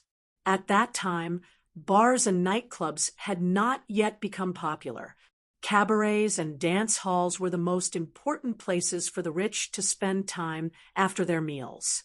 The Paramount Karaoke was located in a bustling area and was one of the many properties under the Moo family's name. Paramount Ballroom was about to close down due to poor management. Later on, the owner of the dance hall somehow managed to find Mu Qingcheng his treasure. Not only did she have a naturally good singing voice, but she was also good at ballroom dancing. What was even rarer was that, just like her name, she had a beautiful face that could topple cities. She was unparalleled in her generation and was famous for a time. Because of this, as time passed, her status in the dance hall gradually rose. Even the business of the originally declining dance hall flourished. She even stole the business of the most popular dance hall at that time. Chapter 216. The other club owners were all itching to get their hands on this treasure. They all offered high prices and tried to get their hands on this treasure. This was a money tree that was guaranteed to bring in profits and never lose money. At that time, there were many people trying to steal her. However, Mu Qingcheng was a woman who cared a lot about relationships. Even though the other club owners promised her much better treatment, she remained unmoved. Since then, Mu Qingcheng was recognized as the #1 singer in the city. She established a position that no one could surpass. Later on, the Paramount's business became more and more prosperous while the other club's business became more and more quiet. In the end, there was no other way. The other clubs had to close down, leaving the Paramount alone in the city. The club owner treated her very well and never mistreated her. After all, he was the face of the club. Naturally, he had to treat her like a Buddha. However, as time went by, he slowly began to have some thoughts about it. Since the beginning of time, which man didn't like beautiful women? Plus, she was such a seductive woman. Which man could reject her? At that time, Mu Qingcheng was a flower. She wasn't even 18 yet and was still very young. Without the makeup she wore on stage, she was like a lotus flower in clear water. Her entire body was filled with a fatal temptation. Once, when he was sending her home, he suddenly pounced on her at her door. Mu Qingcheng didn't think he would have such thoughts and was shocked. Though she was a singer, she had a proud personality. In a moment of desperation, she was so embarrassed that she forced him to leave. He didn't get what he wanted and left angrily. However, she didn't know that this scene was secretly filmed by a tabloid reporter and published in the newspaper. Therefore, the rumor about the dancer's impurity became a hot topic in the city. In just one night, her life had undergone an earth-shattering change. Originally, in the eyes of the customers, she was sacred and inviolable. However, as her scandal spread throughout the city, her image fell. The customers began to touch her. Their actions became bolder and bolder, and they became unruly. Every time she asked for help from the director, because he was still holding a grudge, he turned a blind eye. Mu Qingcheng was extremely aggrieved. She was suddenly tired of this deep water and hot life. She was also tired of being lost in debauchery. She was even tired of her own life. The rumors were getting worse and worse, and the customers were getting more and more unreasonable. Some of them even resorted to underhanded means to fight for the treasures. During the most difficult time, Mu Qingcheng had no choice but to shamelessly ask for the protection of a man. At that time, in the capital, only this man had the ability to protect her and prevent her from being bullied. This man was Mu Qingcheng. Mu Lianqing, Mu Yaja's biological father, was the eldest son of Mu Sheng's first wife and was the most favored son in his eyes. Mu Lianqing was young and talented. He was only in his 20s, but he was already worth hundreds of millions. At that time, he was already engaged to the daughter of the prestigious Jiang family, in the capital. Chapter 217.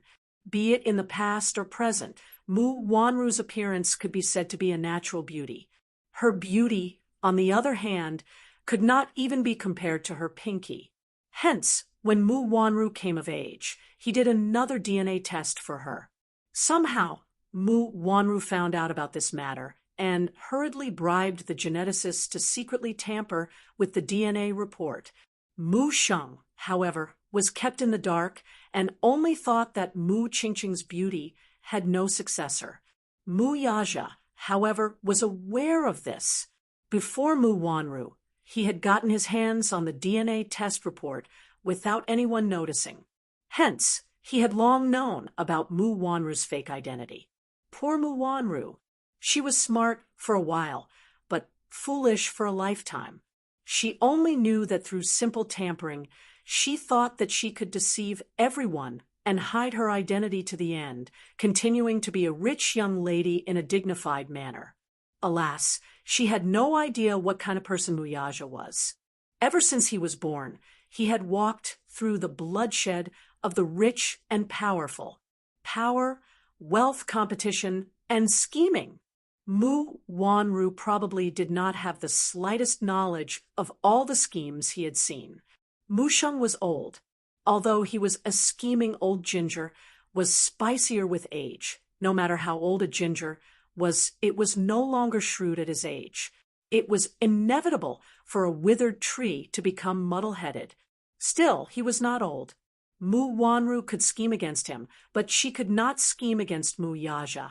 Mu Wanru alone was not enough to make him take action. He had always suspected that Mu Wanru was hiding a shocking conspiracy behind her. This was also the reason why he did not make a move. Old Master Mu was already old. Even though he was still the chairman of Dishing Financial Group in name and held the largest share of the company's shares, now that he had retired, he could entrust everything in the financial group to his most favored grandson and enjoy the rest of his life in peace. However, he was old and did not have much time left. Hence, it was inevitable that some people would set their sights on his inheritance rights. Although Mu Yaja was the rightful heir and the future head of the Mu family, the rest of the Mu family might not sit by and do nothing even if the old man gave his approval.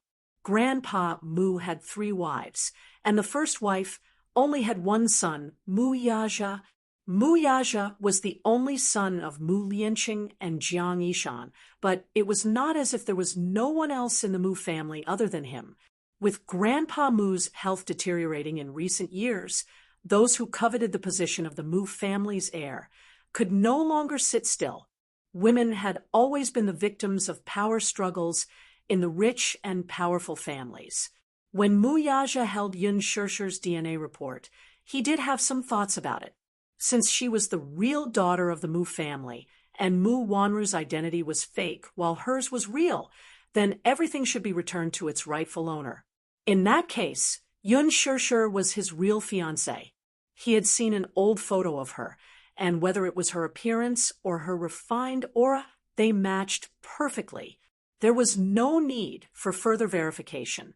As long as he brought her to Grandpa Mu for a look, he would know who was real and who was fake. There was no need for any additional explanation or explanation. Yun Shishir had perfectly inherited Mu Qingqing's beauty and extraordinary aura. This was the best evidence. However, he did not do so. Chapter 218. A pure and kind girl like her should have a better place to belong to. To him, women were dispensable, and his wife was just a title. All women were the same. He told himself that he would never understand true feelings. To him, falling in love would only add another weakness to his body, and that would be fatal. Being in a rich and powerful family was not suitable for a woman as pure as a piece of paper. Now, however, he learned that he had a son, and under the meticulous care of this stupid woman, he was so outstanding. He had no choice but to rack his brains for a solution. Sitting on the edge of the bed, Mu Yaja stared at Yun Shirshir's quiet profile and fell into deep thought. It was late at night, but Yun Tianyu did not feel sleepy. He climbed out of bed in his pajamas. Since he had nothing to do and was thinking about Yun Shirshir, he tossed and turned restlessly in bed. Thus, he sat at his desk and did an advanced mathematics exercise book with all his might. He switched on his computer and his inbox beeped. He clicked to open it. It was the information he had previously instructed Li Hanlin to investigate. Lu Jingtian. Her name was pleasant to the ears, but why was she so vicious? You quietly looked at it. His fair fingertips tapped rhythmically on the table as if he were seriously calculating something. Previously, he was full of grievances at Mu Yaja's place. Now that there was no news from his mother, he was even more vexed. Therefore, he was not in the mood to ask about this woman for the time being. However, just as he was about to close his inbox, Li Hanlin sent him a few more emails. This time, it was a few videos he had obtained from the hotel's barbecue. In a hotel like this, the surveillance footage was kept secret. Unless the police were present at the scene, ordinary people would not have the authority to access it. He did not know how Li Hanlin managed to get his hands on it. When he opened the video, he saw the scene of Lu Jingtian beating up a woman in the hotel's long corridor. The reason he could recognize Lu Jingtian at a glance was that he had memorized her outfit at the gala. Her gown was highly recognizable, so it was not difficult to identify her. The cameras in the Imperial Palace Hotel were set up very discreetly, but the camera angle was broadened to the maximum, directly facing the corridor and the elevator door. Those who were familiar with the hotel knew that these two places had always been the focus of the surveillance cameras. Therefore, there were actually two videos taken from different angles. Lu Jingtian could be considered to have committed a crime. In a moment of anger, she forgot to choose a secluded spot and directly went up to Yuna to punch and kick her. Relying on her powerful and influential father, she did not have much scruples. The first video he clicked on was still a little blurry. From this angle, he could only vaguely make out Lu Jingtian's back. As for the facial features of the person who was beaten up by her, it was so blurry that she could not recognize him at all. When she clicked on the second video, she saw that it was a head-on shot of the two people. The angle was precise, and her facial features were clear. She recognized Lu Jingtian at a glance, as well as the face of the woman she had been beating up. Yuna. He furrowed his brows. Did she go to the cocktail party tonight? Why didn't he see it? Could it be that it had something to do with him arriving too late? Chapter 219. After a long time, until 10 minutes later, she finally walked out with a flustered expression. After another 10 minutes, a few security guards rushed to the scene and took the unconscious Yun Na away from the scene. Yu Yu's handsome and youthful face was in deep thought. His watery eyes were full of calculation. Lu Jingtian, tonight's gala was really exciting. How could there be such an exciting show? Although he did not pity Yun Na for ending up in such a state, he only felt that she had suffered the consequences of her own actions. Although he was young, he understood the concept of karma. When a person sowed a seed, he would bear a fruit. Sowing good karma, reap good results. Sowing evil karma, reap evil results. Although he thought so, he was still shocked by Lu Jingtian's ruthlessness. Alas, this woman was too vicious. From the video, he did not know what she had done to Yun Na. Her face was covered in blood, and it was too horrible to look at. He did not care what kind of person she was, and could not be bothered to pursue it. However, when he thought of how she had targeted his mommy at the gala earlier, and how she had spoken ill of her, his face turned frosty at the thought. He was not afraid of anything. He was only afraid that this woman would use the same method to deal with his mommy. Thinking of this, he felt an uncontrollable chill in his heart. He double-clicked on the video to save it and replied to Lee Hanlon with 3 words: "Wait for the right time." Lee Hanlon could not help but click his tongue in wonder. Wait for the right time? Wait for what time? Was it not the best time now? He had racked his brains to get his hands on this video. He thought that Yun Tianyu would eagerly sell it to the media at a high price to tarnish Lu Jingtian's reputation. However, Yun Tianyu did not do that. Instead, he calmly asked him to wait for the right time. The right time? What time was it? He suddenly recalled a decision Yun Tianyu had made during the board meeting. At that time, LeJi Holdings had developed a smart toy product which was approved by all the shareholders.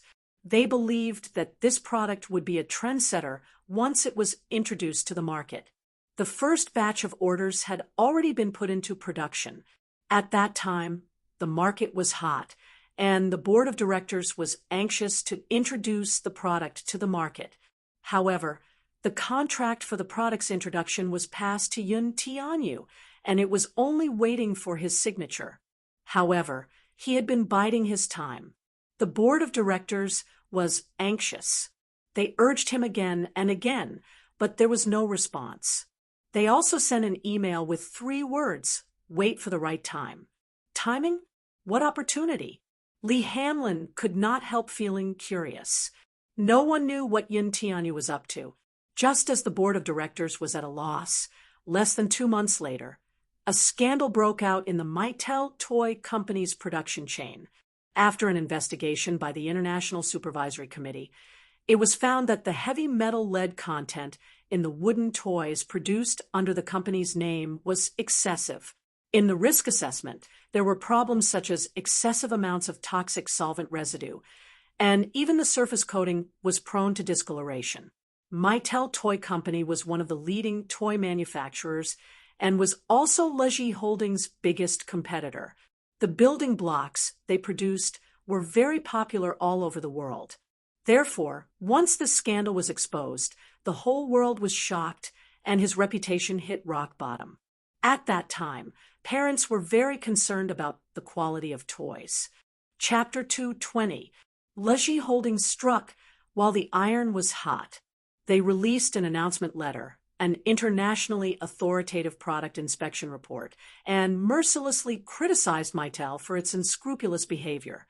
Because of this, LeJi Holdings held a grand product launch using Mattel as a stepping stone and made a beautiful comeback. That quarter, LeJi Holdings occupied a total of 60% of the global toy market. It was also after this incident that the board of directors was in awe of this mysterious shareholder. Yun Tianyu once said that he would not make a move easily, but once he did, he would not give his opponent any chance to make a comeback. When he said this, he was nonchalant, but thinking about it now, it was chilling. For a 6-year-old child to have such business acumen and shrewdness, what was even more commendable was that he also had such charisma. No matter who it was, they would be shocked by him. Naturally, Yun Tianyu would not tell him what he was waiting for. He had his own plans. Asterisk warmth filled the room. It was rare for Yun Shirshir to have such a good sleep. In the past, she had not been sleeping well. Most of the time, she would have nightmares, but this night, her sleep was exceptionally peaceful. At dawn, her biological clock, which had always been accurate, woke her up. The curtains were tightly drawn, so no light could pass through. The room was filled with darkness, but it was so oppressive that she almost couldn't breathe. Her head, which was hung over, started to hurt. The acid in her stomach kept churning, making her feel extremely uncomfortable. Sleepily, she reached out to touch her throbbing temples. However, a broad palm was one step ahead of her. It rested on her acupoint, and the slender fingers massaged it with just the right amount of strength. With a moderate amount of massage, the swelling pain in her head subsided a little. However, by the time she realized where this hand was coming from, with a buzz, a white light exploded in Yun Shirshir's head. It was so dazzling that she lost her sight. She secretly peeked at the scene in front of her through a slit. She did not dare to open her eyes wide. She saw a man lying face to face beside her. His long arms held her against his chest domineeringly. Both of them were naked, with only a blanket covering them. She looked down from the corner of her eyes and saw the hot scene. Her cheeks immediately became hot, and even her ears were red, as if they were about to bleed. The man's body was well built. She had seen him in a suit before. He was tall and slender, but she did not know that his body under the suit was so fit and well proportioned. This scene undoubtedly caused her mind to be in a mess. Messed up. Even her breathing was messed up. Yun Shirshir vaguely recalled last night's scene. That blushing and heart-pounding scene flashed before her eyes. She could not help but feel her throat tightened, and her breathing became difficult. Although she was not good at drinking, she could still remember her.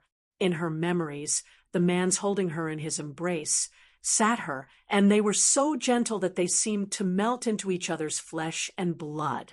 The more she recalled, the more her eyes could not help but redden. God, what stupid things had she done? She secretly blamed herself. She was clearly not good at drinking, but she still forced herself to drink a glass. That glass had caused her to be in trouble. How could she have been eaten up so cleanly just like that? Chapter 221. Sensing her slight movement, the man woke up as well. He had always been a light sleeper. When he was young, under Mu Sheng's arrangement, he had entered the special military camp for special training. Hence, he had an amazing sense of danger. Even the slightest movement in his sleep would wake him up in an instant. You're awake. Mu Yajik lowered his head and inched closer to her. His warm breath brushed against her cheek, causing her face to flush red instantly. His voice was hoarse and languid, as if he had just woken up from a dream. His deep voice was actually so magnetic. The man's question startled her, though, and her heart thundered. She did not respond and immediately shut her eyes tightly. Her whole body stiffened as if petrified, and she did not dare to move recklessly. This was her first time sleeping with a man. She was so nervous that she could not even control her breathing. One moment, her breathing was rapid, and the next moment, she held her breath. Her nerves were extremely tense. One must know that she had never been in a proper relationship before. She had not even held a man's hand before. This was her first time sleeping with a man on the same bed. She was so nervous that she did not even know where to place her hands. Muyaja could not help but laugh. This woman was actually pretending to be asleep in front of him.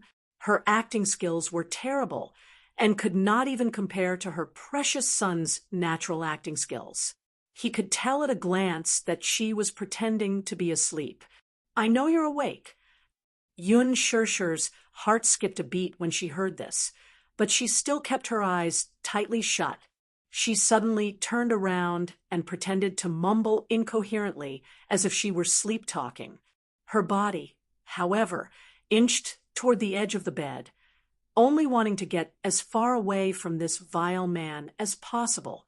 The man got up slightly and lazily propped his head up with one hand as he looked at her with a smile. It was as if everything she was doing now was just a meaningless struggle, seeing that she had already moved to the edge of the bed and was about to roll off if she moved even a little more. He could not stand it any longer and teased, "Now you know to run away?" Yaja laughed inwardly. This woman was really stupid. He had already eaten her dry, but now she wanted to run away. Was it too late? The man reached out and scooped her up with his long arms. Yun Shirshir felt the world spin in front of her eyes. She held her breath and almost cried out. When she secretly opened her eyes again, she saw the man's handsome face magnified in front of her eyes. Mu Yaja flipped over and used his arms to support her. He held her under his body and enjoyed her incomparably shy expression. Yun Shirshir was incomparably vexed. Heavens, why did she have to wake up? Why didn't she just keep sleeping? When she woke up, the situation was so embarrassing that she didn't know how to deal with it. You're awake. Are you still pretending to be asleep? Yun Shirshir pursed her lips tightly. She was so embarrassed that she didn't dare to make a sound. She just closed her eyes tightly, trying to deceive him, but the man didn't seem to want to give her the chance. Muyaja's lips curled into a mischievous smile as he pinched her cheeks. Open your eyes and look at me, okay? He didn't use much strength. Yun Shirshir clenched her teeth, but she still didn't want to open her eyes. Opening her eyes would only make her more ashamed and unable to show her face. On the soft king-size bed, it was his world at that moment. She didn't want to open her eyes, but he had plenty of ways to wake her up. Chapter 222. Pressing down on her. In this position, he possessed her. Even though she was somewhat resistant and repulsed, her reaction was not as intense as the first time. Her weak struggle was not worth mentioning to Mu Yaja. In the depths of love, she could only blindly bury her little face into his neck and endure silently. This delicate appearance was simply like an aggrieved kitten whining and protesting weakly from time to time. Her hot breath blew against his ear, but it was undoubtedly a disguised form of torture to him.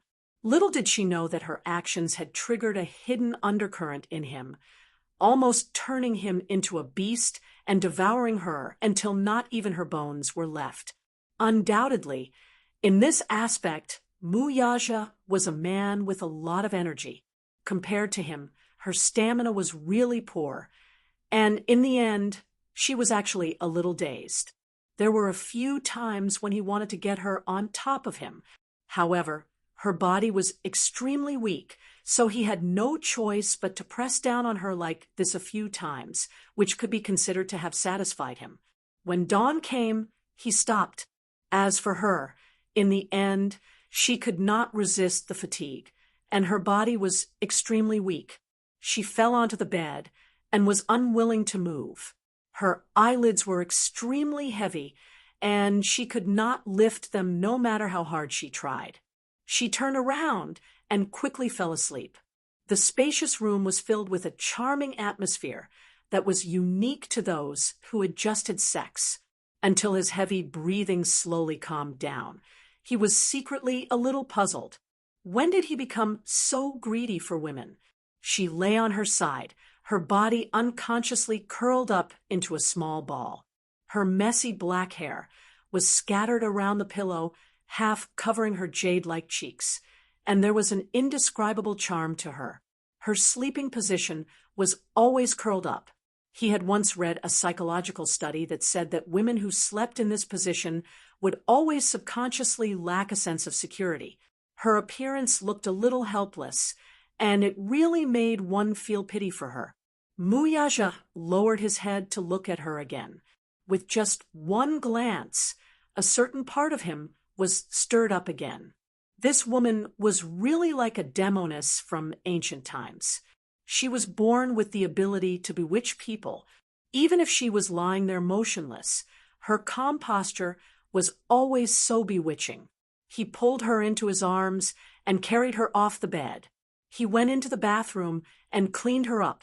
In the meantime, he summoned the servants and ordered them to remove the dirty sheets. In her hazy state, she only felt a warm hand gently wiping her body with a towel. And who was it that carried her to bed? The man's strong and long arms wrapped around her waist as they fell asleep in each other's arms. For the entire night, all she could hear was the sonorous and powerful heartbeat. Thump, thump, thump. For some reason, it was so calming. It was as if he was being carefully protected by someone. That night, she slept very soundly. It was as if she had not had such a peaceful dream in a long time. Just like that, he fell asleep in a daze. Half asleep and half awake, he slept all the way till dawn. When he woke up again, his stomach was growling with hunger. Outside the window, the sun was already shining brightly. He turned his head to look at the electronic clock on the bedside table.